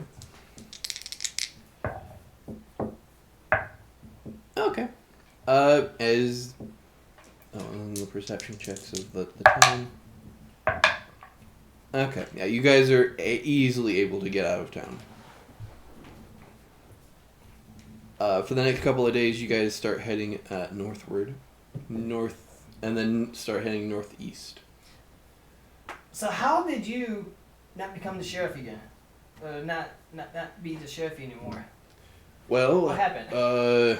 What happened? Our new mayor, Mr. Cooper, decided that, where there is now a new face of the public opinion himself, there probably should be a new sheriff as well to take that place. So.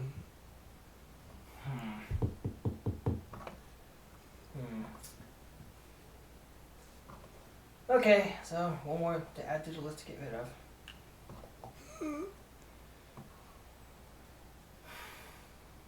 Yeah. You guys say to the former lawman. you guys travel for the next couple of weeks until you get to a small town. I'm just reminiscing the good old days. Yeah. You get to a small town called Sierra. You can see there's just sort of a small little, town. Okay. Basically, like just one little road and just a few little shops. And Yeah. Not too big. Not too big. Okay. Oh, whew, all right. How far away is this town from the other one? About a month. Oh, about a month. Wow. So we've been traveling a good while. Mm-hmm. Alrighty. Yeah, I'm going to get off the horse and see about getting a room for a few nights. It seems like Morgan has already set up a bunch of stuff. Okay. You do see there is a telegram place here. So everything's been set up. Okay. Is there a telegram place where they are? There would be, yes. Would be. Okay. Well, we'll lay down low here for a little while until... Send a message that they would know with nobody else. Good luck, my friend. That's true. Okay, I will work on the message. Okay. We'll move back to the group that are traveling to Timber Pine. You have 3 more weeks of travel, so let's get through those. Roll a d12, and it's an 11 or 12 is bad. 8. 6. 4. 2. 3. All right. For the second week of travel, roll d12s again. 2. 1. 9. 3. 12. Okay. It's always you, Stan. I gotta find But I rolled so high, it was good. It's the only So time I while roll I find high. the page Make a of build that uses it 12 more often. things. If I have them somewhere. My wizard in the other game is designed around like all of his ability scores are super high. So hopefully it doesn't matter what I roll. Offset what you roll. So much stuff that is not this game in my bag. Got it written down here somewhere.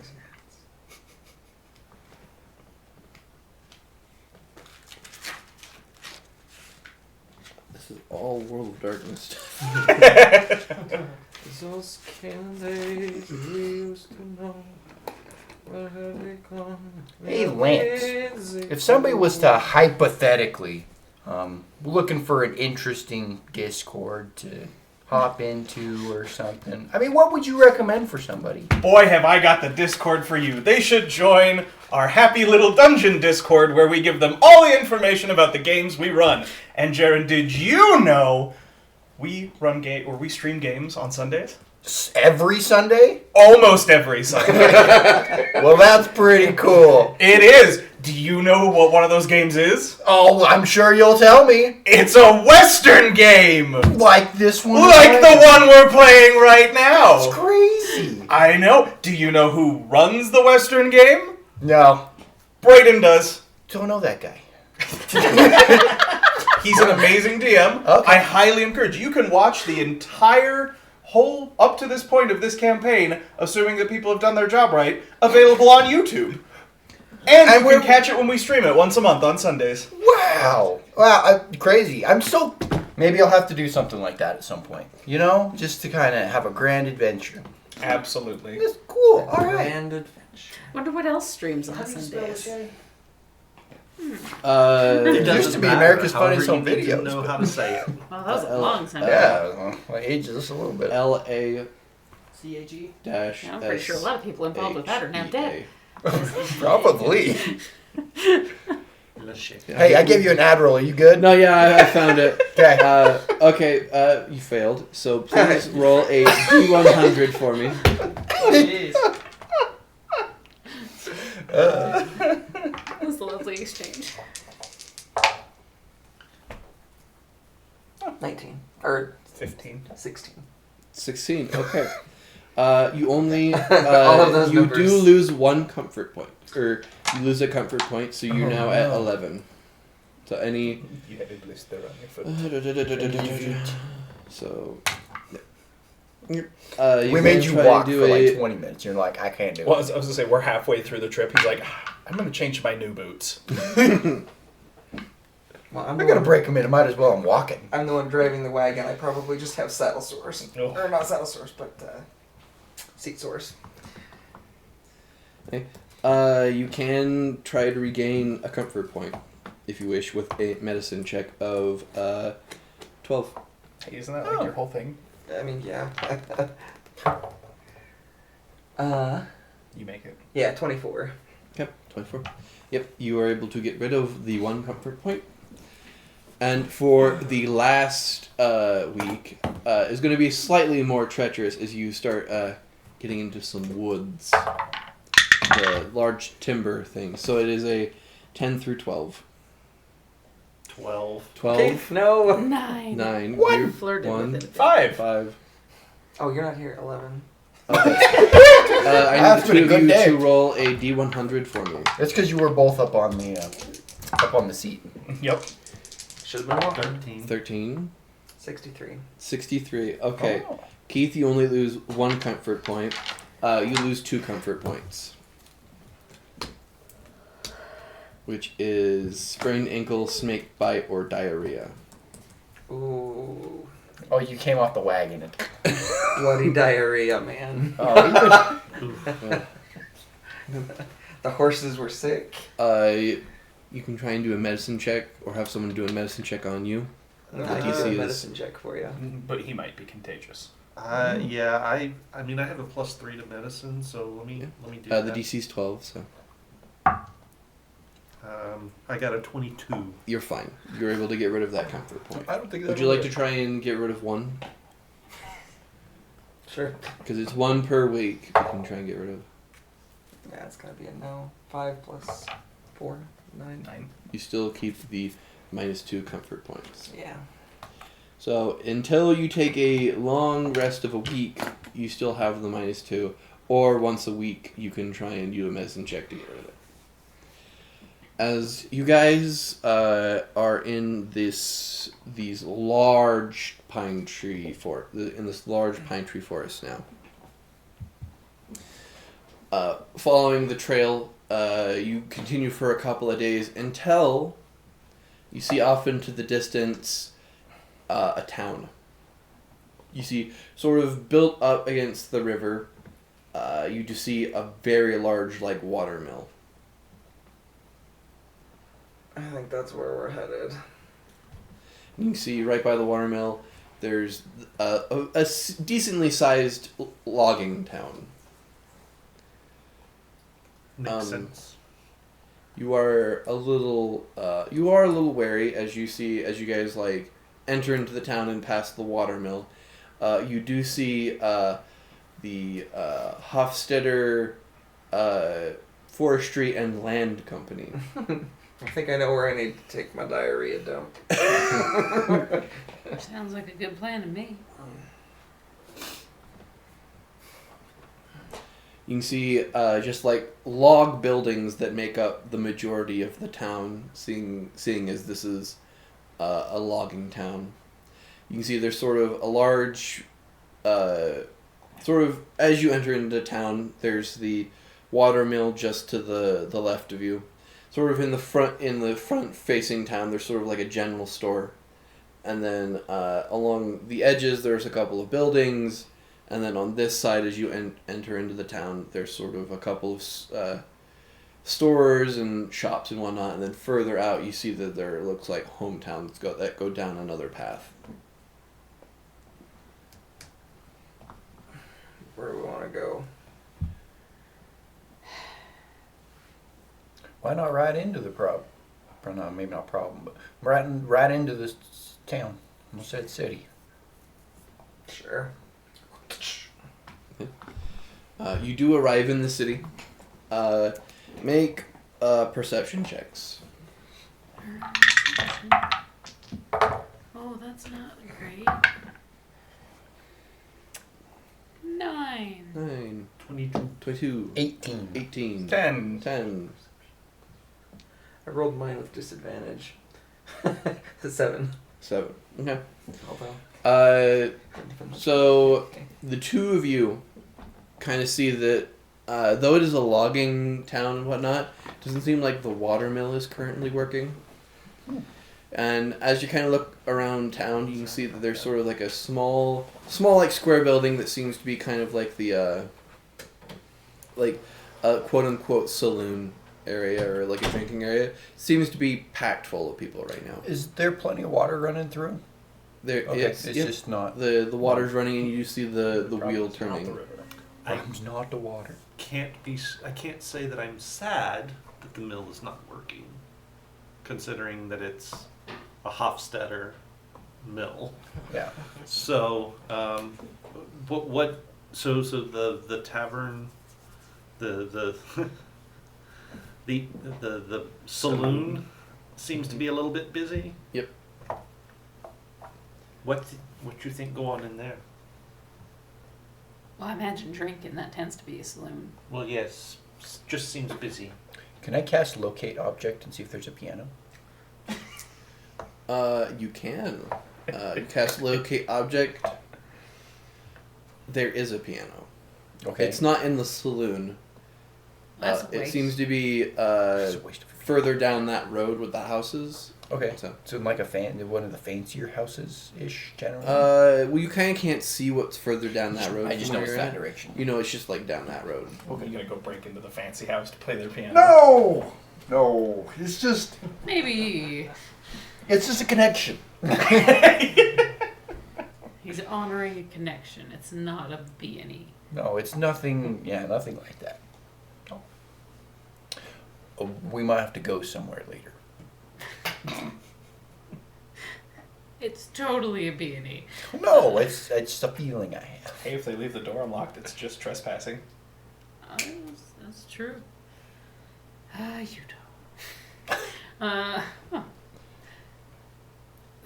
I'm gonna assume that place up there is a saloon. I would Yeah. assume. Well, and if the mill isn't working, that might explain all the people in the Yeah, saloon. You might gotta be. have Maybe to it's a break time.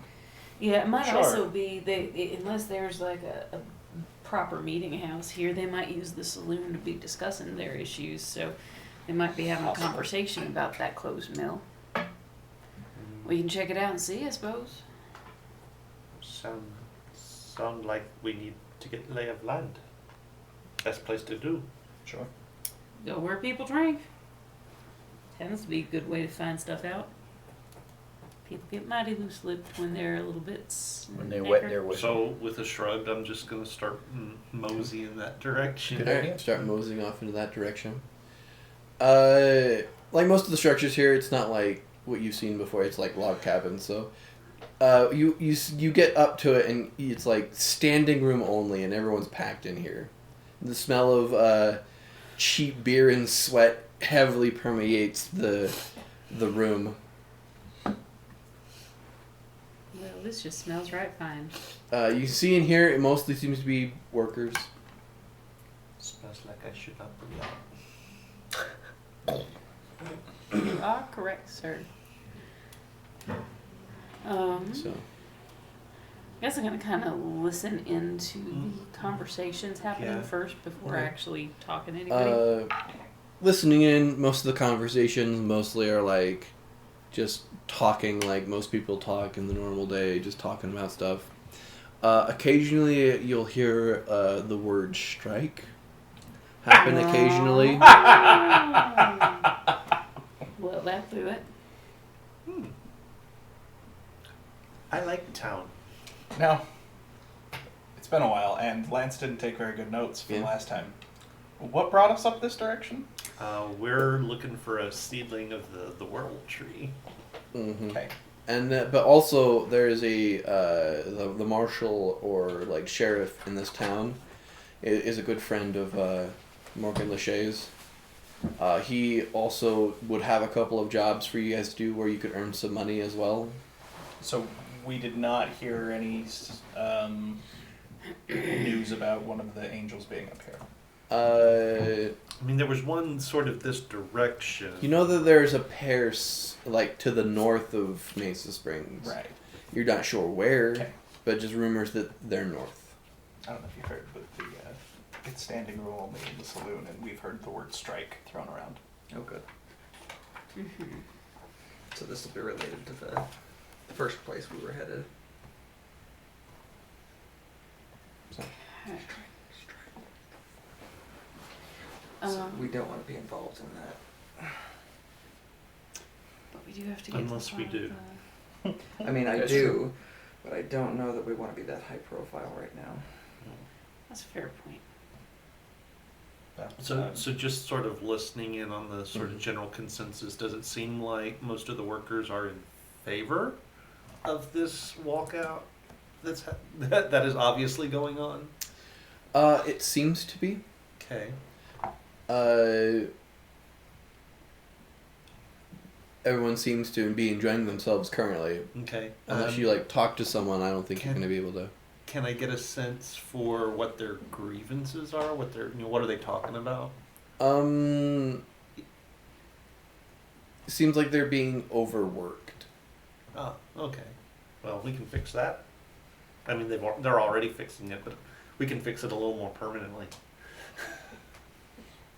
Going up. Kill it with fire. Yep. Except we're in a forest. Yeah. That's what I they can- say in the I town can- built out of logs. Yeah. I can make sure the wreckage winds up in the river.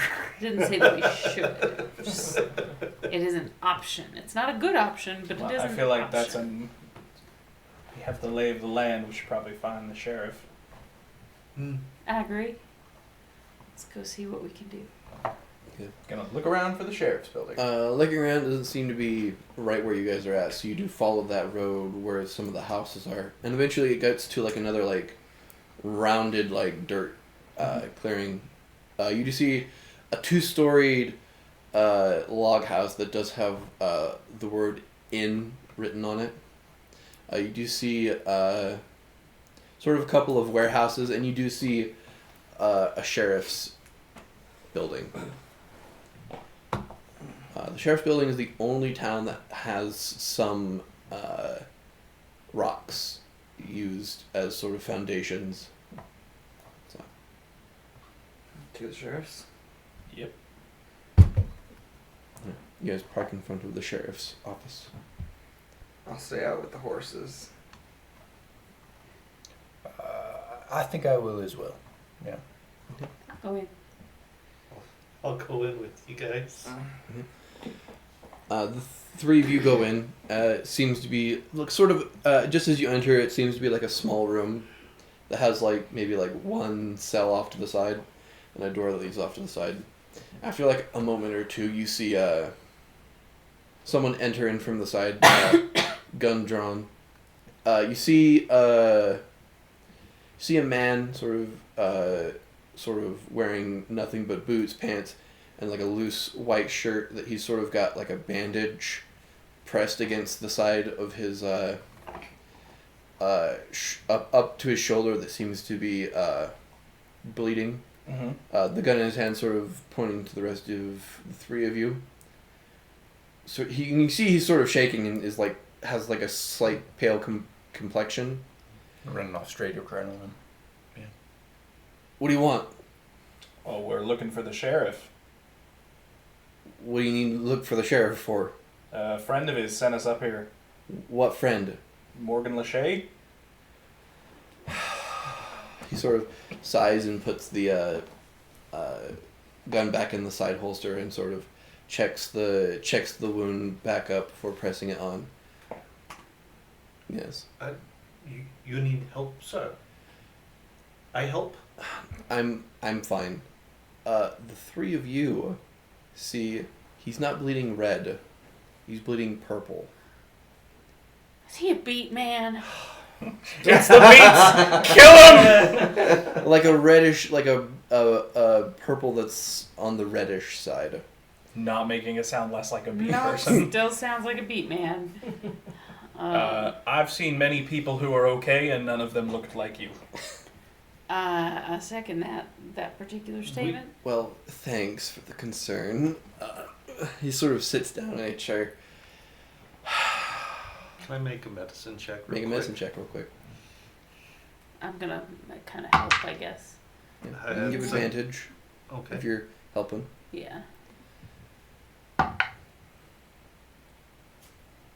It's a 10. Okay. Woo! It seems to be like he's shot and is trying to staunch the bleeding. So, it's about as best you can decipher. I go get Doc.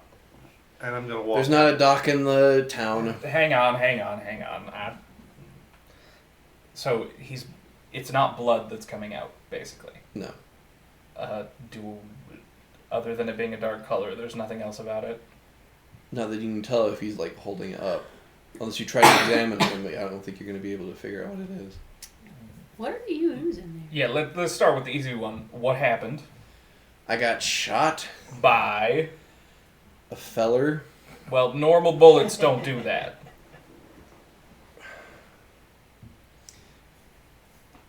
You're right. It doesn't.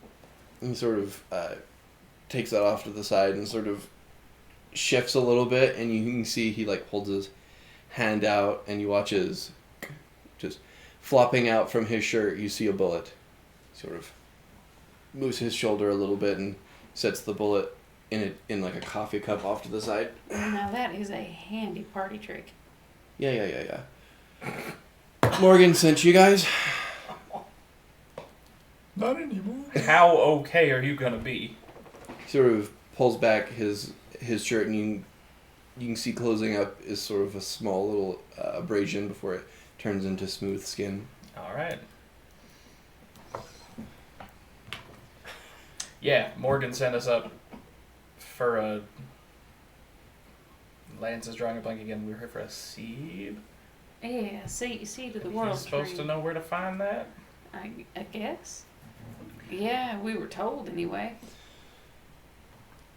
Right, whatever he was talking about that. I thought that was like a weird communication thing with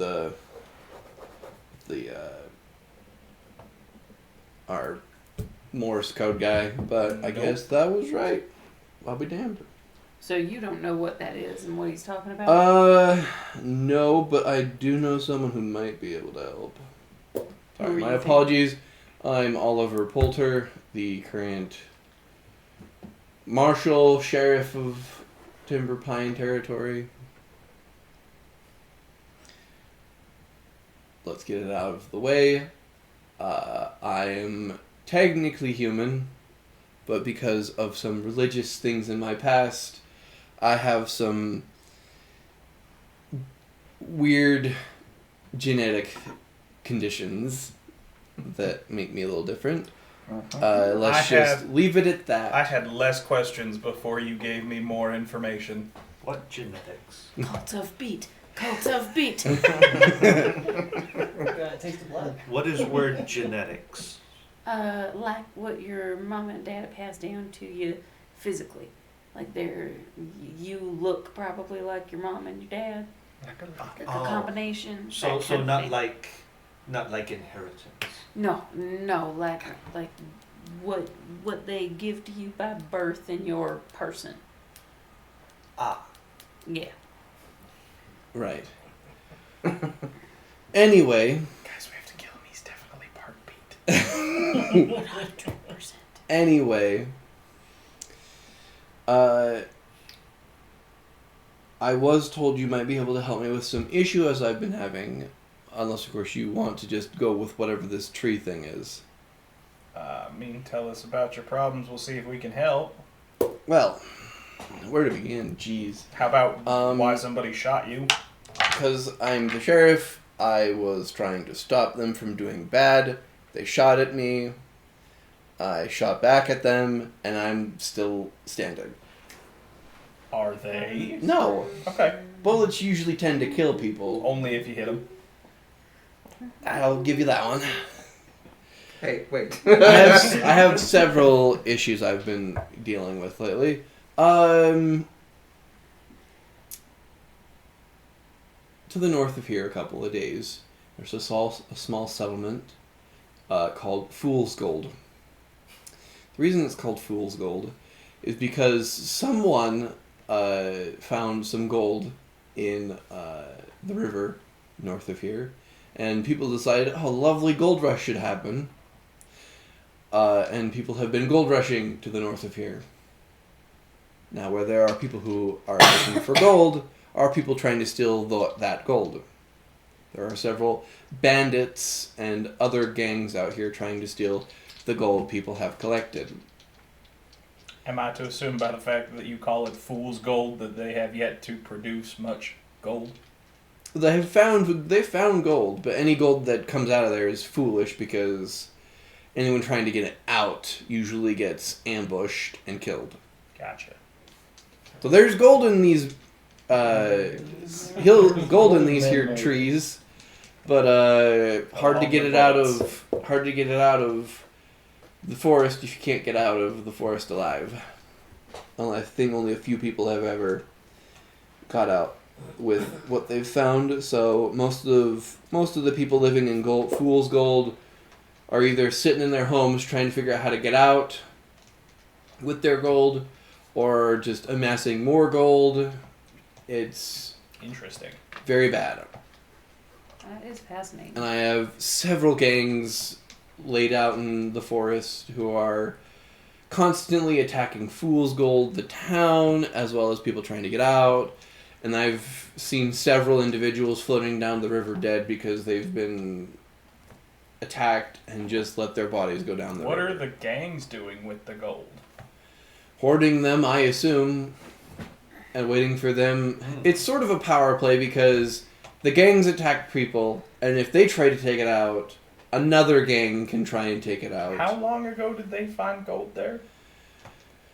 About 3 years ago. Ooh. Okay.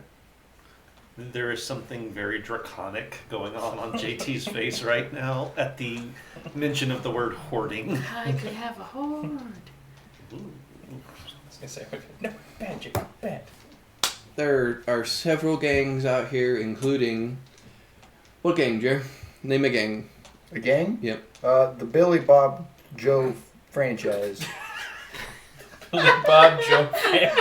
Did you see the the look on his face? That is the look of a man who you have disappointed. It's the BBJ. The BBJF? He asked you for the name of a gang and you let him Nope, down. I That did was not. the look on his face. I did not. BBJ sounds BBJ like is better. it also kind of sounds like a sandwich, but Zillion. like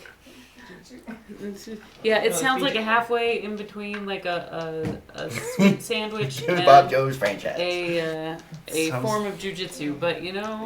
It sounds like something you get from a real cheap hooker. That's exactly. The Billy Bob Joe franchise, home of the Billy Bob Joe burger. How can we help you today? Sierra. Sierra. I guess I thought. Okay. Well, there's the Billy Bob Joe's franchise gang. You laugh. I'm not wrong. That bad name for gang, right? It's terrible. Okay. I imagine they're the least respected one of all of them. I would You'd think that. However, they're the three of them are able to easily get gold off of people. So, though they may be the smallest, they're probably the ones with the most gold taken. There's also another gang called The Dalton gang. the Dalton Gang. What? He was on the spot. Little family that likes family that used to live up here and has decided that lumber milling might not be the best occupation, so let's just steal some gold from folks instead. There's also the Flames of the Phoenix. Flames of the Phoenix. They're the Somebody up here worst. has a dramatic flair. Yep. That one's the biker gang. It's like the Hell's Angels. They're just a bunch of kids. Yeah, probably. They're a like young group of patches individuals who been causing a big of a mess. They like to burn several parts of the forest to try and cause fear and panic. Have set fire to several homes to burn them, and then later look for the gold inside the ashes. A terrible, terrible business. They are self-conscious about trying to keep the forest not on flame, but even still, they're a bunch of rat asses.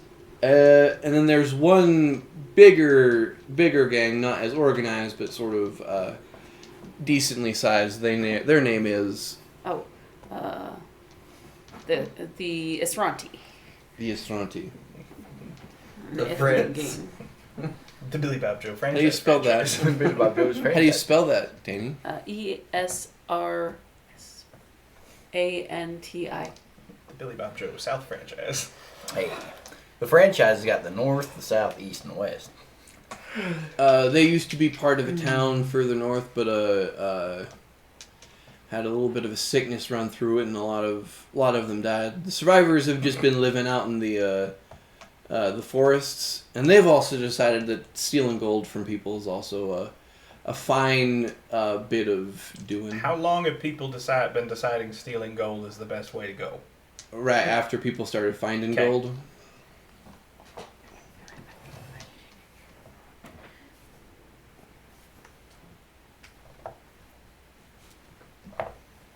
It's like the worst version of build it and they will come. Right?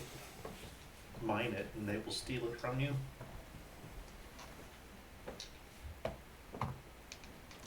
So that's what I've got dealing with so far. Then there's the stuff going on in town that just sucks. What happened? Well, the strike's going on. A lot of they've been trying to push further and further out, looking for more and more wood to get. I don't know why.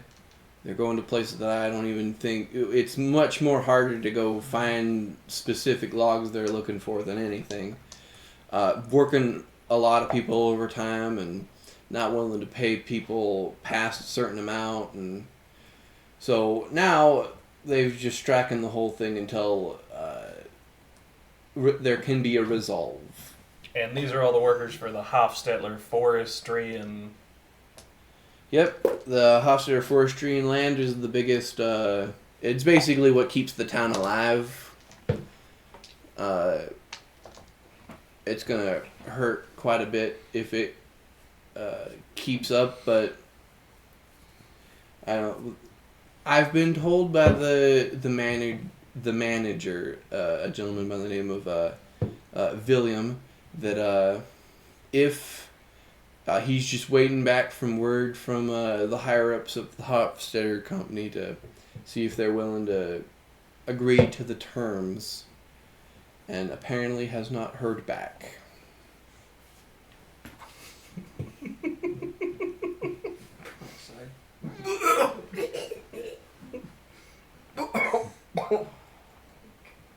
I have my message whenever you're ready. You can just write it on a piece of paper. And Give me a pencil. Keith, if we cut the telegram line... That would be bad right now. so if you're willing to help me with those, I'll pay handsomely. Could probably find our way to helping with those. Yeah. For every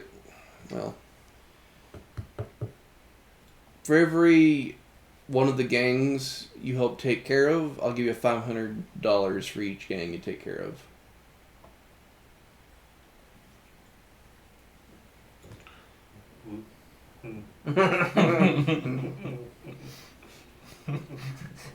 Yes, Keith, don't ask that question. Yeah, no. You know what I was gonna ask. We don't ask that question. Pieces don't count. But if you're looking for this tree or whatever, I only know one person who might be able to know. There is an elven lady who lives off the outskirts of town, about maybe like half a day to the east of here. Perfect. So she'd be able to help you if you're looking for this whatever tree.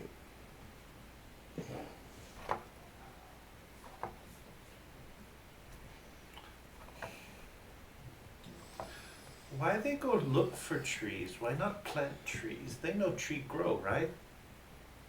Well, they used to do that, but about a year or two ago, they decided that they're going to try and look for a specific wood or something like that for a high price or whatever. That sounds fun. Doesn't make any sense to me, but what do I know about tree farming?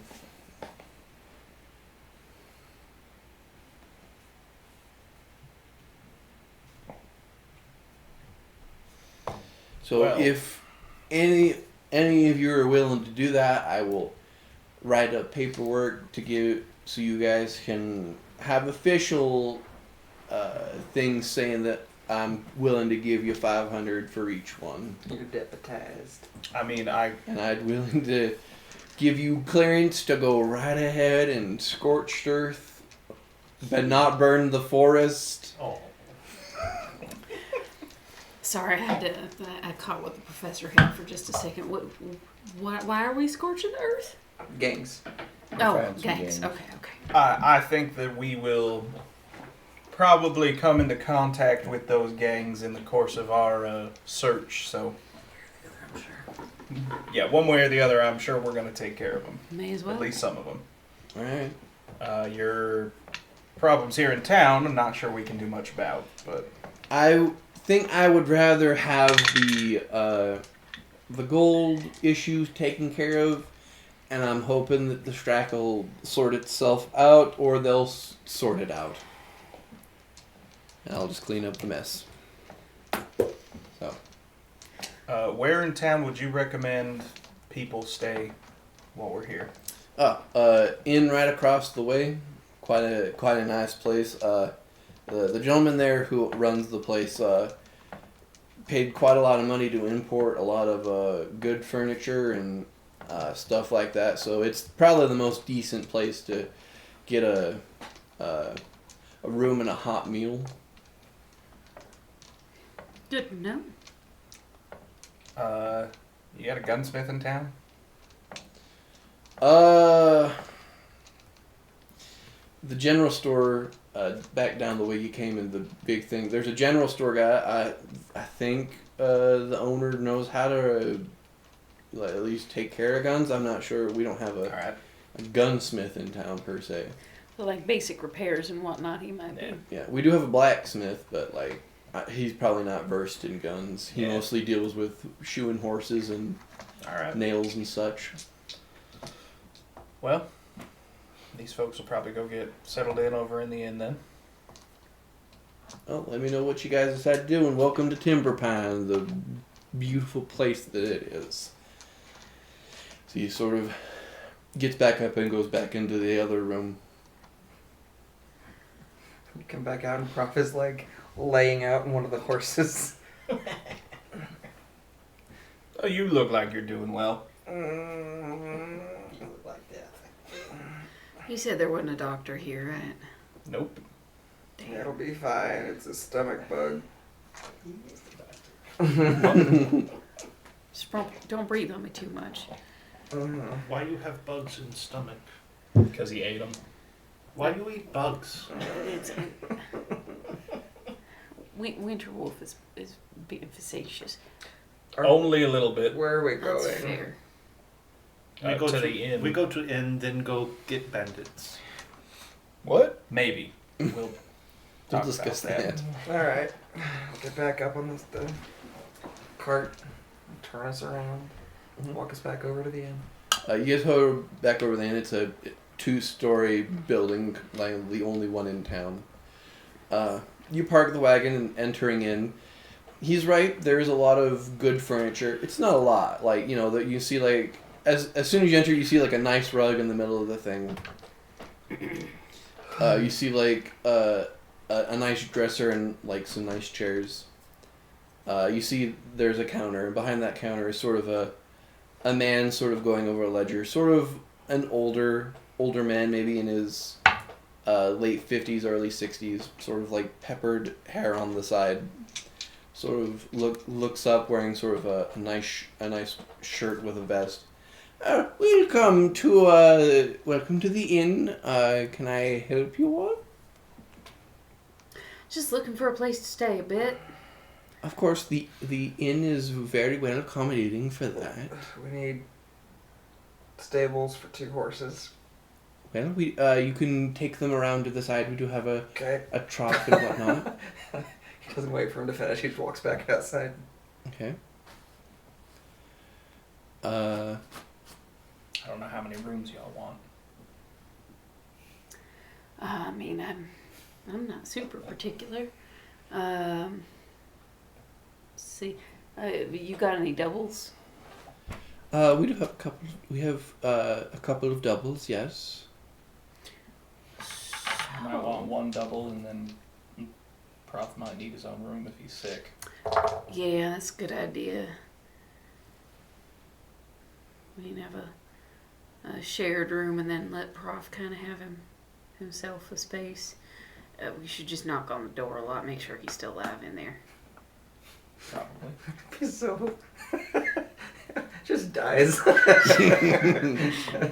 Well, dysentery is Yeah, I was about to say, like, You have failed the Oregon Trail, sir. we've all played this game before. How did the professor We know die? Oh, what he got Oregon dysentery trailed. He died from dysentery. Yep. Never dysentery. No, never dysentery. So 1 double and 3 singles. Is that what I'm getting at? I think only 2. Probably 2. 2 doubles. 2 doubles, What? 1 single. 1 double, 2 singles. Oh, 1 I double, assume 2 you want a single room. Oh, as long as I got my own bed, I don't really care that much. And But a double for you 2. Prof should probably have his own room while he's sick. that's fair. That's fair. Are you I'll not take my own sleeping space. inside? No. Why would I sleep inside? Good point. It's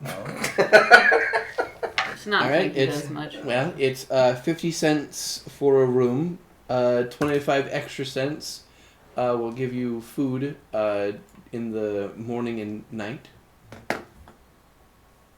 Not terrible. Actually, I don't know. That might be awful, but this probably seems fine. reasonable. Yeah, I'm all right with that. Yeah, I'll go ahead and pitch over for a couple nights. I figure we'll at least be here that long, and then I would only pay for one night at a time, one night at a time right now. Tell you a just better in idea. case we get run out on a rail or something. That's not a bad plan. I've met us. I will pay for Prof's room since he's out. Okay. All right. You guys. Yeah. Get into character real good over Yeah. there. You- I'm not here. you- It's that way. You park the horses and come back inside. Come inside. We You got all right your there? room. Thank you. I'll be fine. All right. He hands you Pulls his guys the head down. keys. Are we all right if I go take a nap? Sure. Let me know what gets decided. Yeah, you just get to feeling better. I'll go lay down. What would you guys like to do? Set himself up with some laudanum. So what's what's going on? What? I don't know. I got no information. He was We just- outside with Prof. He Yeah. doesn't know about the gangs. So Here, we can talk in Bellamy's room. Yeah. So, I'll gesture everybody in. So, turns out that the sheriff needs a wee bit of help. Okay. Looks like there's some gang violence that is plaguing the area. He didn't seem to know too much about the tree thing. No, but he gave us the directions to an elven woman who lives outside of town who might know more about it, but sounds like he's got 4 different gangs. Apparently to the north of here there's some town called Fool's Gold where they've struck gold, but everybody who tries to get their gold out of town gets waylaid in the forest by bandits and loses said gold. Okay. He gave us some information about 4 different gangs. He's offered us $500 for each gang we take care of. said nothing of recovering gold. Right.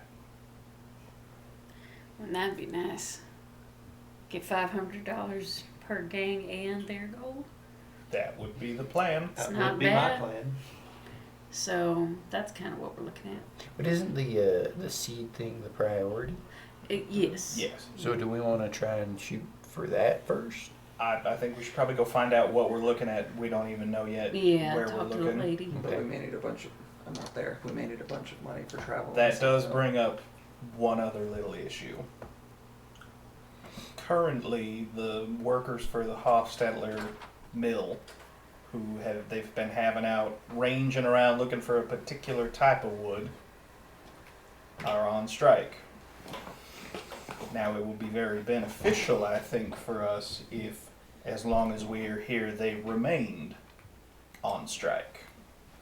Okay. What you recommending? Now, based on what the sheriff said, they're waiting for the Hofstettlers, the powers that be, to send word whether they're willing to agree to the worker terms or not. Can't work in mill if mill not working. True. Better yet, if word never reaches them from the powers that be, they can't know for sure what's going on. Now, unfortunately, the person I would normally recommend handle this is not with us. We could try to see if we could convince the telegraph operator to maybe hold off on delivering a particular message till we, for a period of time. Unfortunately, I don't know that any of us are the best equipped to persuade said person to that idea, nor do I know how much money might be required for that. The less Damned. great alternative would be to disable the telegraph line into town. I see no issue with that. Well, the problem being nobody can send messages in or out. So if someone needed to get a hold of us, or if we needed to send word back to Mesa Springs, we could not do that either. Couldn't we just like reconnect it after it was done, or when we needed it? If we only disable it by simply disconnecting it, it'd be very easy for them to fix it. Oh, I see the So, issue. Whatever, if we want our, however we handle the telegraph, if we want it to be of lasting effect, it may need to be a little bit more involved in that to require more time to repair it. It's not the best idea, but I'm more confident in our group being able to do that, given we don't have Duke with us. Now, if one of you wants to try, the only downside is if I've never done this before, but my understanding of it would be if we try and convince the telegraph operator to hold off on delivering a message and they don't agree to it. We'd also get made real fast. And it'd be mighty suspicious if the telegraph system all of a sudden stopped working. You think Prof's got a scientific enough in mind to be able to figure something out that would be a decent delay in the system, but they won't be able to find right off? I have no idea. I guess we could talk with him and see. I also don't know how sick he'll be.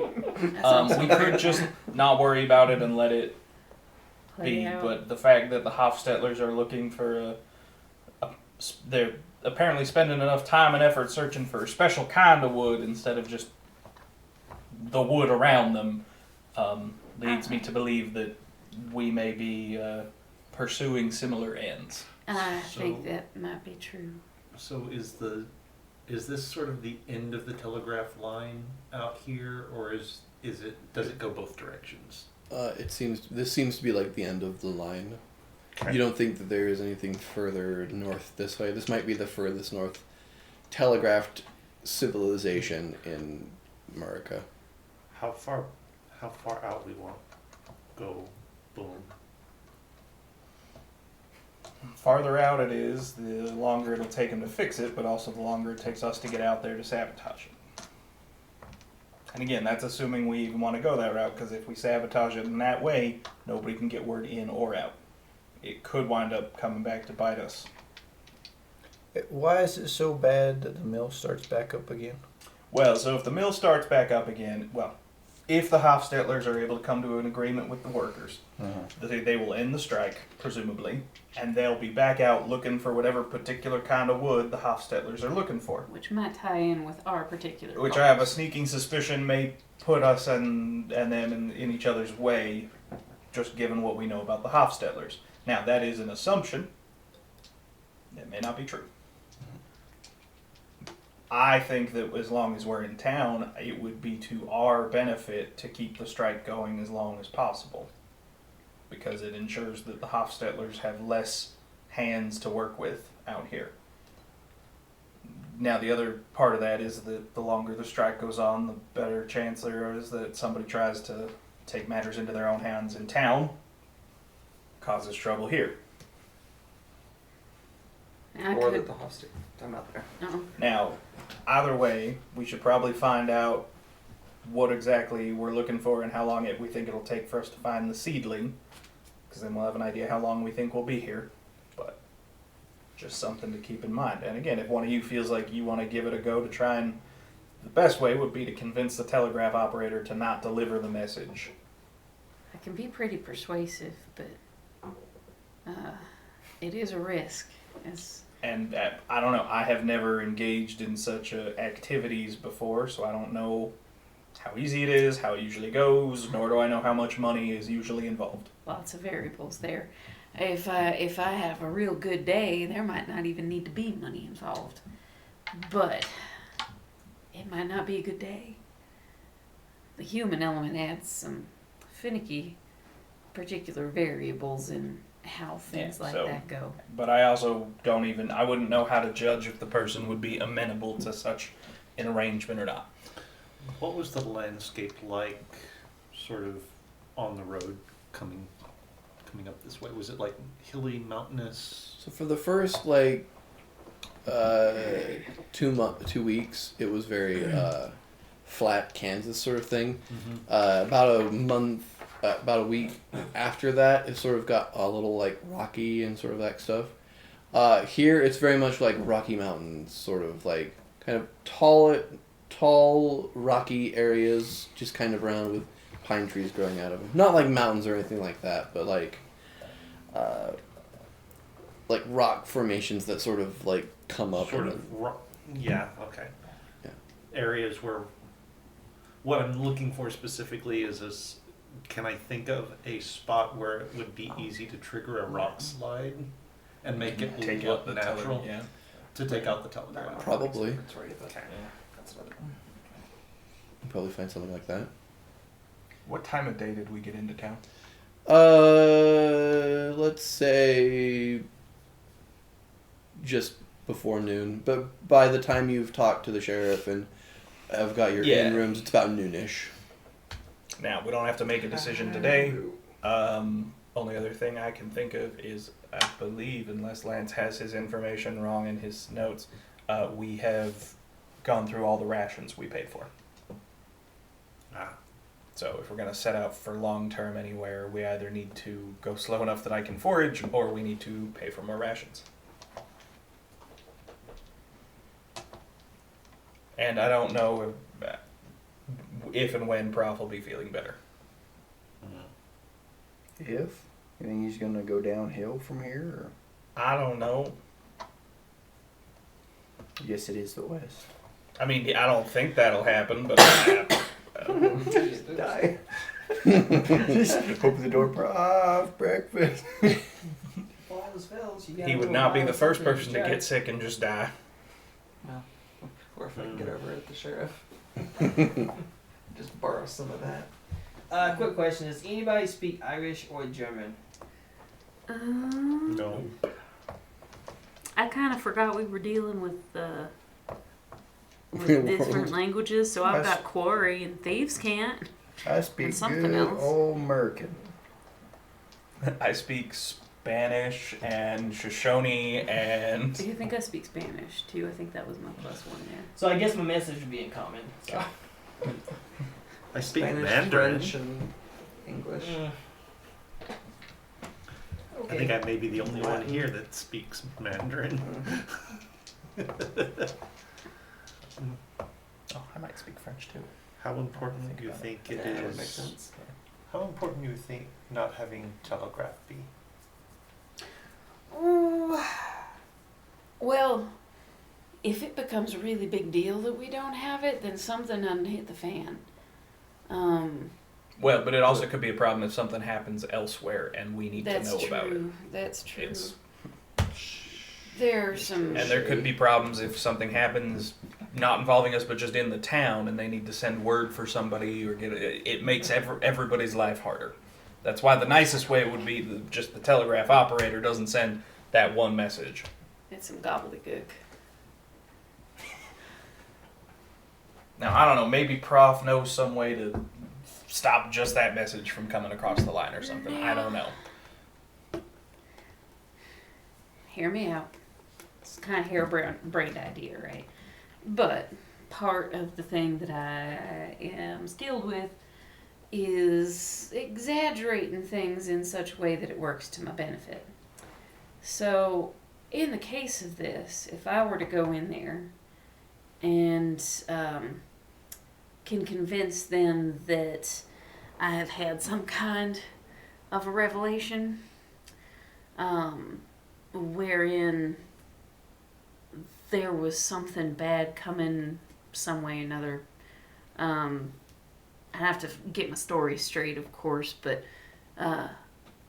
that could potentially be really bad for the lines themselves.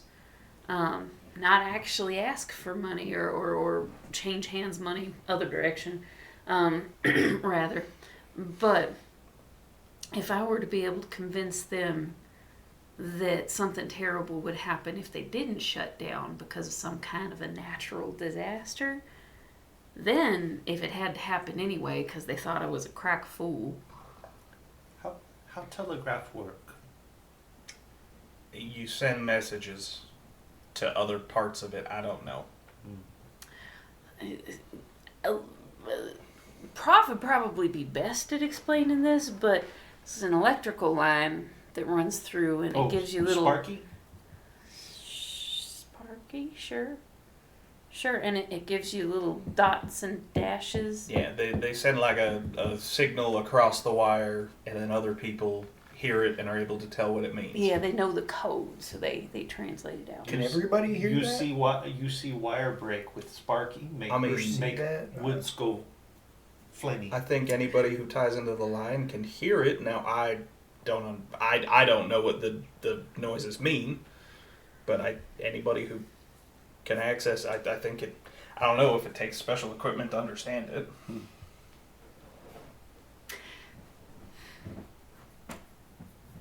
But I also, unless Prof has these skills and has not mentioned it yet, I don't know that any of us are particularly knowledgeable about using the telegram. I know I can pay people to send a message. But yeah, if I could say, like, if things don't get shut down for a few days. I mean, if you think that you can and it's worth it. I'm not saying we have to do anything about it. It's just the observation I made based on what the sheriff told us. I think we're focusing way too much on the whole message thing right now. I think we need to do more of like get a night's sleep and then go in the morning and find Fair this enough. lady. By the way, Braden, how far out is the directions to the Elven? She's about a half a day east, is what the sheriff said. You know, And the road we came up was south? Yep. Yeah, okay. he does have a real good point. Like, we are fixating a lot on the telegraph, and that's fair. But I think you are very right in the idea of, like, well, if they can't keep up business as usual, they can't be a competitor for us. This might be one of those moments where maybe botching the mill's a good idea, because nobody's there right now. True. We put some bugs But down the track. If they What are they we? don't need the mill to pay people to go look for wood. That part's true. They only need the mill to turn the wood into lumber. I mean, technically, that's true now, though. Yeah, then but all people those aren't guys willing to are out work of for their jobs. pay yet. We don't know if that's impacting everything or if it's just the mill. If it's just the mill workers on strike, they could still have people out there right now looking. True. So But Yeah, so- I agree. Let's not do anything until we find out about the seedling. yeah, But- let's deal with so that those first, are the and I guess things go to from let there. percolate in your brain. Yep, we can be thinking about it and see what we And get. I think the plan. Let's leave tomorrow morning to go find the woman. Talk to her. Do any of you feel the need to stock up on rations, or do you feel comfortable if we go slow enough and I just forage for food along the way?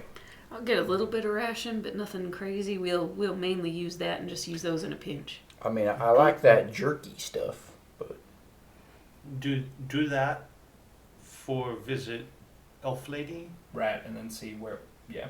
Makes sense. Well, in that case, let's meet here in the morning, Sounds good. and I'll leave it up to one of you to let Prof know. we're still going to meet in her room. That's what you mean? Well, just meet here in the inn in the morning. Oh, I like mean, we're yeah. already I forget he's not. yeah, gonna he's stay not here. there, That's so right. he's gonna No, yeah. I see no need to pay someone for a place to stay. That seems like a waste of my money, and I don't particularly want to stay in this inn. That's fair. That's fair. Okay. Well then. So get a night's sleep. Okay, you guys spend the rest of the day just chilling, and then I will tell Prof. just looking around, and then Right. finally getting See a if we can take good notes night's over. rest. Okay. Did Prof have any ideas on or any input on what he gets told? Prof can make sure that the telegram is taken care of. He tells you basically as long as you leave him in town, he can take care of the telegraph. Oh, okay, we'll be gone half a day. Well, maybe a full day. Half a Okay. day there, half a day back. Okay. Now, when you say that, how do you figure? What you gonna do? I mean, I can take over for the telegraph operator. And they're just gonna let you? Yeah. Do you know why? He's I that good. both like and distrust that smile. He's just that good. They may come down with some stomach issues and have a replacement easy at hand. That explains so much. You are a cruel, cruel man. I kind of But like it, though okay. it is an elegant solution. Means nobody has to really get hurt. Person who has to get sick. I disagree given what I saw you go through all the way here, but okay. I'm not giving It's them your this. call. I will not give them this. At least you hope. Yeah. That's actually a really lovely solution. Well, It's I- not great, for but today. yeah, Well, for now. Alternatively, I could. I mean, if we're really concerned about that, I could use some reputation clout, provided that my reputation extends this far. Your reputation of what? Deadliest gun in the West. I have a +10 to intimidation, so. He's just full of shit. Well, maybe not right now. Nope, it's all gone. If you think that you can handle the situation in that way, and you can tell whether this person will be susceptible to your plan or not, I'd You- prefer to you- start with just do what you're let going to him do. have a break. Yeah, sure. Makes sense. Well, Chamber pot close at hand. we have some general ideas of framework of what we got going on, so Good luck, stay safe. I can send you with some poultices if you'd like. What? not a bad idea. Some like medicine stuff you put on your ouchies. And I suspect that you're gonna need to watch for bug bites and things around here. Be real careful. You might know some kinds of things we can rub on ourselves or something to keep mosquitoes and stuff away. Yeah. Mud. He'll hand you his little medicine box. Thank you. All right. Well, we'll see you when we get back. Let's go. Well, during the night, during one of your many excursions during the night, Professor, you do hear something outside your window. The shotgun. No shotgun. You hear like Which you're a going gentle. Oh, that's not creepy at all. Come in. It's The just Lost a Boy. tree. Come in. You don't. Looking at the window, you don't see anything. He'll walk alongside the side of the window Two. and try to get a sight line down. Make a perception check. It's a Lost Boy. Wrong world. It's just going to be a tree branch blowing in the wind. 12. 12. Okay. You wait for a minute. You start looking out and don't see anything for the most part. Okay, I'll And duck you're under the about window to- and you're go to the about- other side. Okay, you go to the other side and you're about to look away and until you finally see it. You see getting his shit pushed in. You see this just like human guy just getting punched in the face by this other dude. This large, hulking, like half-orc guy just beating the crap out of this dude. I'll just set this gigantic gun on the window ledge. My oath says do no harm. You better stop doing harm so I can keep my oath. You see the guy, the half-orc who was holding like the guy in the collar and has his fist about to punch him again. He looks up towards you. I don't think... I'm not a great shot, but I don't think I can miss with this. Yeah, make an intimidation. You may have heard of me. I'm the fastest gunner. 26. 26. Okay. I mean, if I looked up and saw a man with a shotgun, Right? A 4-barrel shotgun. I'd be like, okay. Kind of looks up at you, back to the dude before he just drops the dude. And, looks up to you. Have a nice night. Oh, that's not gonna go well later. Continues on, continues and leaves the area. Puts the gun down and shuts the window. I was gonna say, I'm gonna you go shut the down. window. And go down and take a look at the guy. The guy's face, he's alive, but like his face is almost concaved in. Buddy. Alright. So, Ooh, blood. This I guy's will, actually a terrible person. Yeah, no, he probably deserved to die. We will go ahead and I will do my best to drag him back into the front of the inn, and I'll say, "Sir, whoever's on." Doesn't look like there's anyone out at the Oh, moment. shoot! I can't take him up the stairs by myself. It's not like if only there were people in the inn Right, but then that he could talk to that could help him. I have to go up the stairs first. Yep. And that's a precarious thing. So I'll do it. I'll leave him sort of there in the entryway and go up and knock on the double room doors. Okay, so 2 of us. How light sleeper are you? Morning. Why is it still dark out? Because it's not morning. I need your help for a minute. Okay. Alright. Are you dying? What's... Yeah. Yeah. I need help to stabilize somebody. I just need to get him up to the room so that I can work on him. Yep. Okay. Alright. He closes the door and goes back to bed. Stabilize. Gotcha. I just imagine JT has been in such close proximity to explosions that he can sleep through anything. That's I was gonna say. So he's gonna have to physically wake you up. Okay, I'll go down and grab I'll you kind by of the like tail. slowly help. Well, I mean, do you want to get JT? I don't know that we're going to be able to lift him otherwise. Is he gonna snap at me if I wake him? I don't know. I've never tried. You're gonna make me do it? Okay. Alright. I'm gonna throw something at him. From across the room. It's not bad idea. Yeah. Nothing? Oh, good. JT. Sorry, JT. Can I get your help for a minute? It's still dark. I know. Why still dark? I just need help moving what would have been a corpse otherwise. He might be a corpse by the time you get down there. You drink too much. No. I've had If I so had many better inspiration dreams. keys, Oh. Okay. He'll turn around and start like slowly going back down the stairs. Do you need help? I'm fine.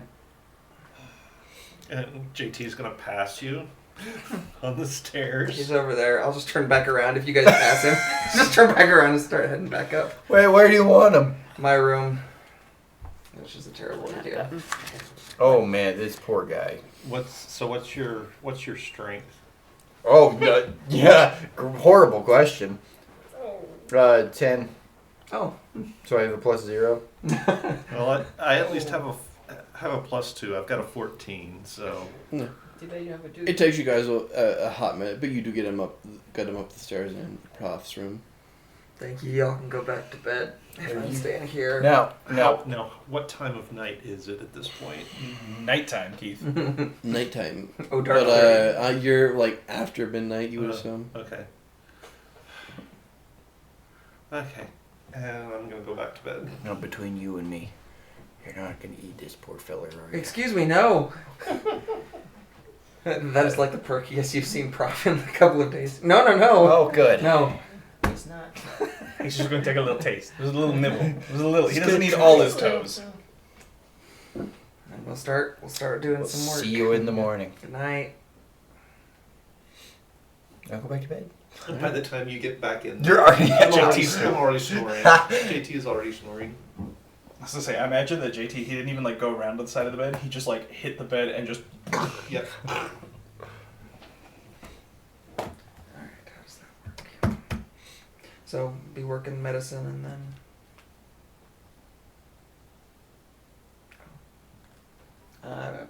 trying to save this guy as best I can. Make a medicine check then. Okay.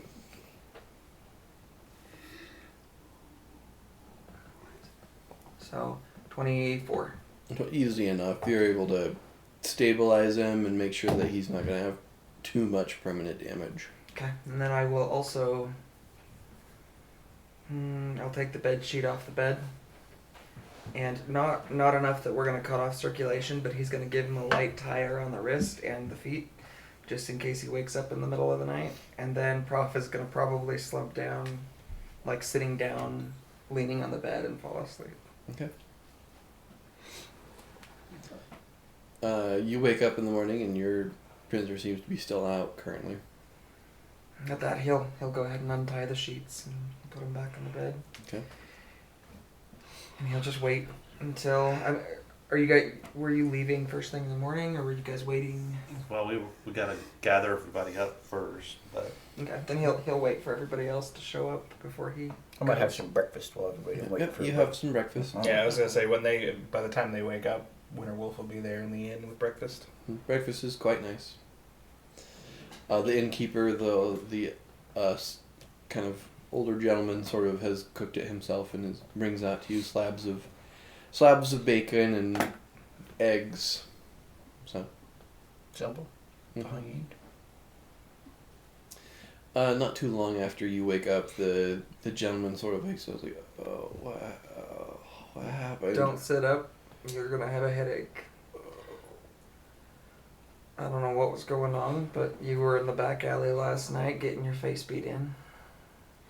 I remember some of it, yeah. Did I win? Can I ask what happened?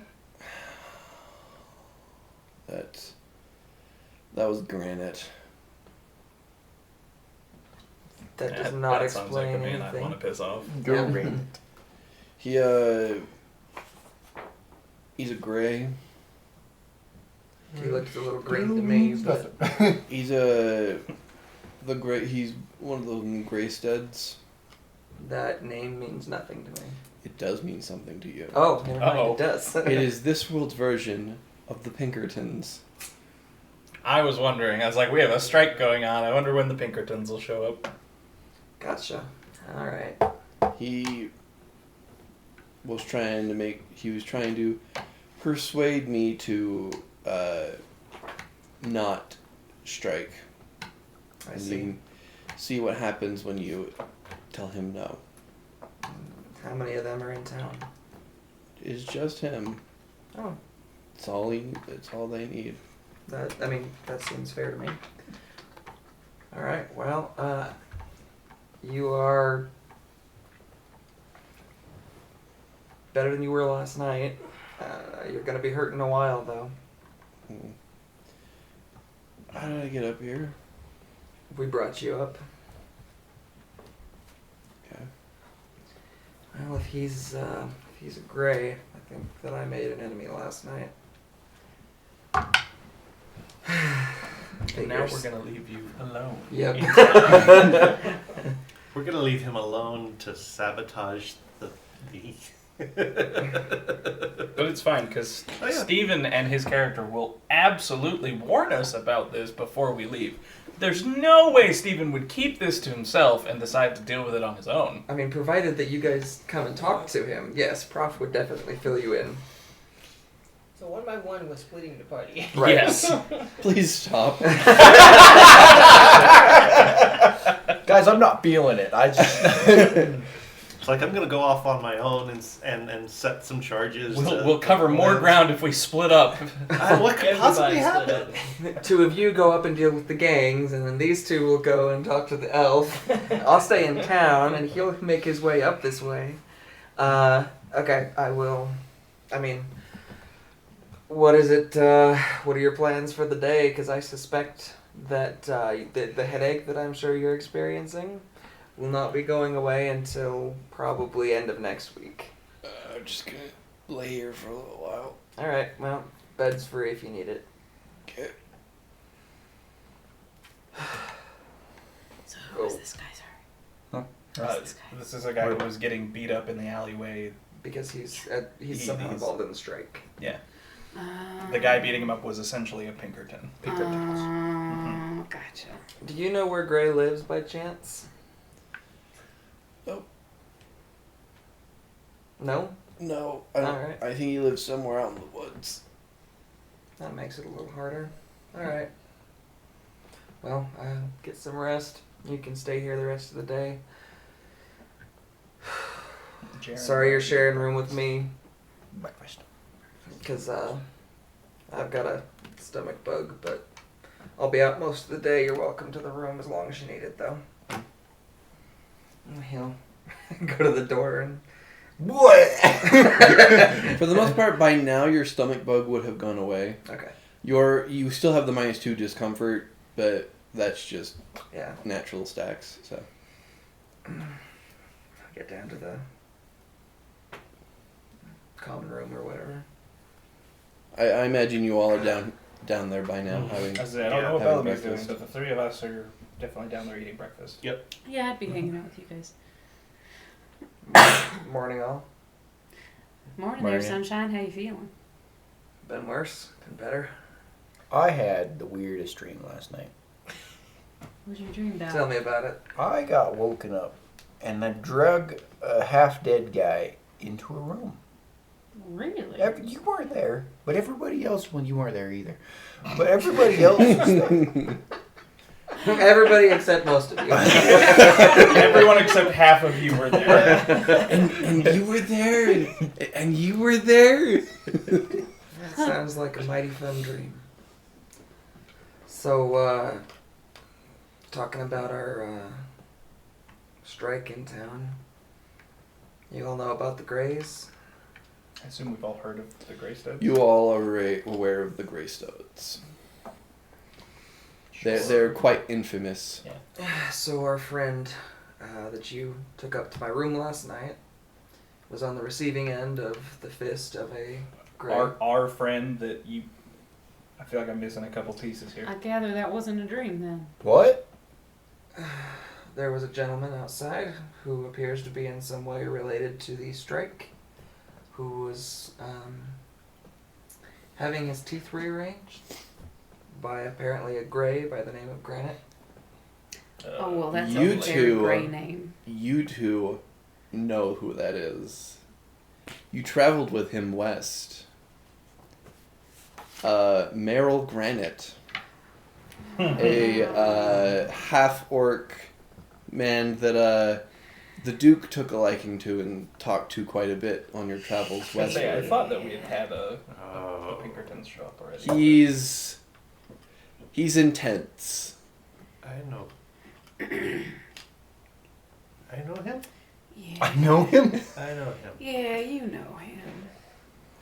He big guy. He is a big guy. that is a chunk of a man. Well, I don't think he cares much for me since I aimed the shotgun at him last night. Oh, well, nope, I would not imagine he would, no. We need leave town now. Does he know where you stay? At least generally. Not specifically, but generally, yeah. Maybe we put you up in a different place tonight. Well, how mobile is your... He's gonna be out for at least the rest of the day. Did you ask him what his name is? I did not. That seems important. I mean, he's just not in much shape to be talking. Like I Is he said, in his teeth were being Is he in actively good enough shape rearranged. that we could take him over to the sheriff? Probably, yeah. He might even be able to walk down if we give him some time. How much time? Well, with the fifth of whiskey, probably now. If you all want to stay here, or if any of you want to come, go talk to the sheriff, see if he wants, we can arrange to drop him off, because Protective custody seems important. unless the sheriff doesn't want to get involved in it. That's fair, too. Other important question. Does he need to come with us now? If there's going to be a Grey guy? I don't think he's going to make it if he comes with us. He's not in any shape to be No, ready. no, you. You. Oh, yeah, yes. He is now coming with us, yes. Yeah, unless we take care of our great friend right now, I'm coming with you. Now, you two know him? Yes. Were you good It's friends? been a hot minute since. It's been Is this almost the- a year. Is this the kind of no that you could stop in and ask a favor as a friend, or is this like we have to avoid him at all costs because he hates you? Remind me what kind of no this is, Brayden? You traveled with him. We traveled with on him. stagecoach. Oh, so you have met him, but you are neither a friend nor a foe. Yeah, we're not like. No, it's We're not like buds. it's like if you sat next to someone on an airplane for a couple of hours. Yeah, we're not in friends. the knowledgeable realm of being able to ask favors. We have met. He is large and a bit scary, as I'm sure you can now attest. Oh, look who gets to come with us. Yeah, so I'll go walk down, and if any of you want to come with, I'll just see if the sheriff wants us to bring him down there, or I'll come maybe the with you. sheriff wants to come see him, and I don't know. Anyway, I'll come with you. Let's do it. to the sheriff's office. Alright. You go over to the sheriff's office. Entering in, you can see him just having a cup of coffee. Morning, sheriff. Morning. So, our good friend here Mm-hmm. intervened in stopping a Murder. Greystead, is that, or Greystud? Greystead. Stead? Stead. Stopping a Greystead from permanently ending someone's life last night. I see. As we are about to leave town, we didn't know where you might want us to leave the victim of such a thing. Where is he now? Currently, he's back at the He's inn. in my room at the inn. If you leave him there, I can have some people come pick him up. They'll take him to where he can rest. Might be good to do that sooner than later. And I assume that the Greystead is not legally employed in your service. Not in my So, service. Any altercations with him would not be run afoul of the law. Well, he's higher on the totem pole than I am, so. Lovely. Well, after leaving there, thanks for your time. We'll see you tomorrow, probably. Alright, good luck. Thank you, Sheriff. I'll go hitch up the horses. Yeah, sorry, Prof. I couldn't let him just get killed. Well, no, I think you did what's right. It's just not going to be a comfortable journey for you, I know. I mean, As a side note, Clancy's no longer with you. I didn't think he would be. Once you got into town, and after like 5 minutes of not looking in his general direction, he sort Just of vanished. like he does. He's off on an escapade with whatever the most attractive person is in town while he wins millions gambling in the secret underground casino he stumbled into. That tracks. That's about right. So while I'm getting the horses ready, I also, do my Bloodletting. a couple of I vials. suppose next time if you're going to save someone, you could just shoot the person trying to kill him so we don't have to deal with them. Well, the thing about shooting someone with a shotgun from a ways off is that their victim being right next to him is a problem. Yeah, he'd have shot both of them. It would not have One been day we're going to glorious. teach you how to actually aim. I'm One working day. on it. He'll get there. I'm gonna go ahead and drink one of these. Okay. After a couple minutes, it does make you feel a little better. Okay. Grabbing on it, getting back on your little wagon, you guys begin heading off eastward. Yeah. So we leaving Telegraph alone? Well, we can't leave him alone in town because the likelihood that he'll run into granite, Okay. and I have absolutely no faith in the Prof's ability to survive that encounter alone.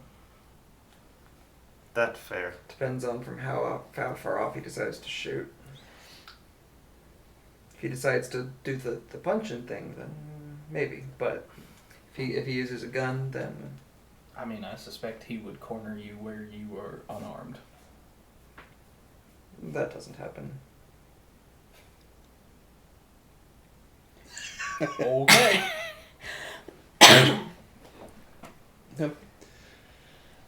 You guys make your way down this side road off heading towards the east. It's a little rough as you're going. There is like a defined like wagon areas, but it's still like rough. Spending the half a day as you go. Make perception checks. Besides other words, I'm checking messages.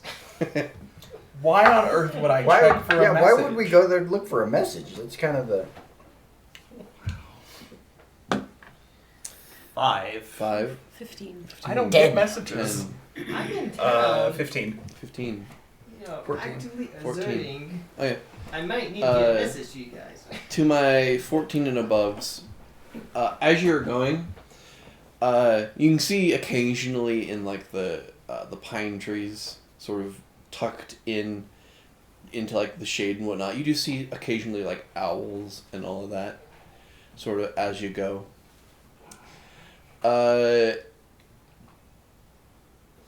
Make a nature check. Can it be survival? Sure. Great, because that's a +7 instead of a +1. Okay. 15. 15. Okay. I mean, what's the check for? Well, you'll see. Just because nature's only one of my things. true. Actually, yeah, you roll a nature as well. Because actually, I have a +8 to nature. Nice. Hi. 25. 25. Okay. It's a high number. You It's a can bigger also number than you count you on can one also hand roll right this as well. You can What roll that as well. Nature or a survival? nature or survival. I'm not proficient in either of those, but I'll try. Yeah. Let's see. I got 6 Survival's skills that I'm not that's proficient 10. in. Okay. For the two of you, an abnormally large amount of owls. And Prof, you have to stop the cart for a second and do like a double take towards like an area where you saw an owl. You have to like clear your mind for a minute because what you saw can't be real. There was an owl with human hands. No! Of course not. But owls can't be 7 feet tall. Oh dear. As We you have found as you ourselves sort in of shake Appalachia. it off, wondering what the hell that was, and decide to continue on. Well, I'll go back over there. Is it still there? What was? The 7-foot owl? You don't. What was? You don't. There couldn't have been one. There couldn't have been one. They're never Owls that don't big. come in 7 feet tall. You think maybe it was like a Sicker than I glitch of thought. a glitch of the light or whatever that made it like look bigger or whatever? Sicker than I thought. So who's getting taken What away? did we stop for? Sorry, nothing. Just some weirdness. What kind of weirdness? Owls. There are a lot out today. It's not that they're out, it's more like they're sleeping, but occasionally like they'll open their eyes to see you guys go by before you might assume they go back to bed. Oh. Well, I've spotted quite a few in the trees. Mm-hmm. Like, an unusual amount. Mm-hmm. Like, there shouldn't be I enough do- food to support a population that big. I have a I question. noticed that. This is totally hypothetical. How many owls, because we're talking owls right now, how many owls does it take before it's unusual? How many do you see on a regular day? Maybe one? Well, So then like more, if more I see than that is two not. owls, you're like, Sure. huh. I suspect they can be sustained because of two things. One, they are being nourished in other ways. Two, I would not assume all of those are actually owls. Yeah, I was wondering if that was maybe illusion magic or something. What now? Well, I don't think it's illusion magic. I just think that they're things that just look like owls. Oh, is this some of that woodsy hoodoo?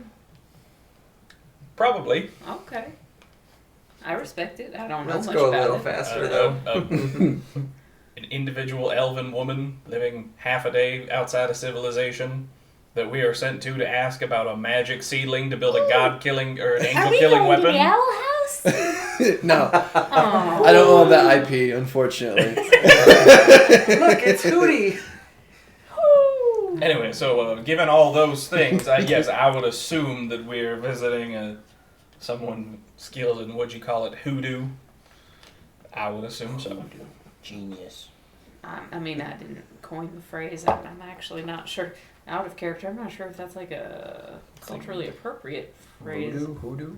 Hopefully, I have not just offended somebody. If so, it was an accident. Sorry. Actually, I think a hoodoo is. I think hoodoo is There are good different- version of it, and voodoo is the bad version of it, I think. I don't know. No, I am it's absolutely like a not structure. It can be. Yeah, hoodoo has got multiple definitions. Okay. Yeah. But yes, you are correct. That is a thing as well. Anyway, after a little while, you guys do get to kind of like a decently sized clearing in the trees. And you see a small little log cabin. Yep, that is exactly what I expected. You see sort of like what looks like a decently, maybe like a 30 by 60 field that has just like crops growing out. As you approach, you see a what looks like an elven woman out there tending the garden, as well as sort of like coming around the back of the house carrying a water bucket. You see A 7-foot owl. a small, like a boy carrying a bucket of water, seems to be heading towards the garden. Did the sheriff give us the name of this woman? He did not. Okay. You do see, as you approach, there is like a really crudely written sign that says pine. It just says pine. Yep. They've just labeled the wood the sign's made out of. Right. As you guys start approaching with your wagon, you see the elven woman start kind of stand up, sort of dusts off her hands, and looks towards you guys. You see she's like relatively young, maybe like late 20s, early 30s, sort of long black hair that's sort of braided down two sides, wearing like leathers and moccasins and whatnot, sort of looking out. She's kind of got like a shawl over her to keep warm. She kind of gestures for the boy to come over. The boy's kind of got like a blonde, almost kind of like sandy blonde hair that's sort of getting into that point where it's going long but takes a little bit of time. You can see he does have like the slight like half elven features. Sort of looking to you guys as you approach. Sort of parking your wagon, you sort of look over to. He sort of looks over to you. Hello. Can I help you? Yeah, the sheriff's name is Oliver, right? Mm-hmm. Yeah. Sheriff Oliver mentioned that you might be able to help us with something. I can. I have some like healing, like medicinal things I can do. How much of that is what ails you? Well, Usually. a lot of things potentially, but we can probably handle them. We were hoping you could tell us about a seedling. A seedling, like for apple trees or like stuff What's like it called? that. It's The the world, world tree, tree. right? Make insight checks. With the understanding, of course, that this is not something you maybe want to share. We do understand that, but it is we are searching for it for a very different purpose than I suspect the Hofstetters are. 22. So 2, 15. 15, 13. 13, 7. 7. All of you, including the 7, are able to see that she gets a very worried look when you mention the world tree. I don't know. We're here for good things. Not. I know that you don't really have much of a reason to believe that, but Well, I mean, I'm unaware of how or what you were referring to. I'm sorry. So, Do we just want to lay this all out? yeah, That's probably the the long and best. short of it is we need to create a weapon it's to kill the angels, right? Yeah. We need to permanently put the angels that are representative of what the church calls the 7 deadly sins in the ground. And apparently the only way we can do that is with wood from that tree. This is not something we would seek out under normal circumstances, but I suspect that we are not the only ones looking for it. I suspect we are not the first ones to ask you about it. That being said, we don't intend to do it great harm if we can manage. And if we are in fact going the same way as certain Hofstadter parties, they could probably be removed. Roll persuasion. I'm better at intimidation. Yep, that's a 1. Oof. Have I, some however, chips. +5. But For a 6! Miss Ma'am, now, I know +7. that probably Still. if this thing is powerful enough to do what they say it does and be able to build something out of it that can down these angel things, I have every reason to understand and respect that you would be looking at us with some great measure of great suspicion, and that I understand that is fair. But we have witnessed now what these things can do. And the fact that the Hofstadlers are having a large part in what is effectively letting them out of their various places is considerably worrying. Well, and they're trying to. They're attempting Release to them, control them. yeah. They're trying to weaponize these things. And now, I don't know if they're powerful enough to do that, because these things are beastly. But if they are, then nothing's going to stand in their way. If we're going to do this, if we're going to be able to keep whatever hell they're bringing from happening, we got to do it as soon as we can before they have the chance to weaponize those things. I'll lay down for a minute. Yeah. Yeah. Roll a persuasion check. Oh, that's good. It is going to be a higher DC because of His past failure. fails. Well, it's a 25. That'll do it. She sort of was kind of going into more of a defensive position, but hearing what you've said, she sort of calms down a little bit. So, you need to find the world tree to create a weapon to kill angels, right? That's what we gather. Yeah. She sort of sighs and sort of relaxes a tiny bit. I think I can help with that, yes. Wonderful. If there's anything we can do, try and keep it as healthy as we can, be respectful, of course. She sort of chuckles for a second. We've got a lot to talk about then. I thought we might. My name is Lily in the Water, and this is my son Martin. On the land. And that's where we're going to There's two end of tonight's session. 2 by land, 1 by Lily ocean. in the water, Martin on the land. It's so stupid. So that's going to do it for us here this evening. We hope you have enjoyed this episode and this venture into the weird Wild West. Look for further episodes of Derringers and Desperados on our channel. You can also find it on YouTube once it has aired. So it'll air first on Twitch, and then you'll find it on YouTube. You can also be looking for the schedule on our Discord server. This will be episode 7, I believe, of Derringers and Desperados. And so just be looking for that. And This is 8. is it 8? Because it's 3 for the first one, 3 for the second chunk we did. We did 1, and then we did 2 singles. So this will be episode 8. I will However, have to- math works. I will have to look back at my numbers and notes then, because I've Well, obviously we'll got it figure wrong. it out. We'll We'll figure get it it out. figured. At any rate, you can find all of the schedule details on our Discord server. Be sure you look that up. That's going to do it for us here this evening. Hope you guys enjoyed it. Be sure you come back and see us again next time. Until then, Grab your bats and grab your balls. and if all you have is a hammer, everything looks like a glass house. Good night. Good night.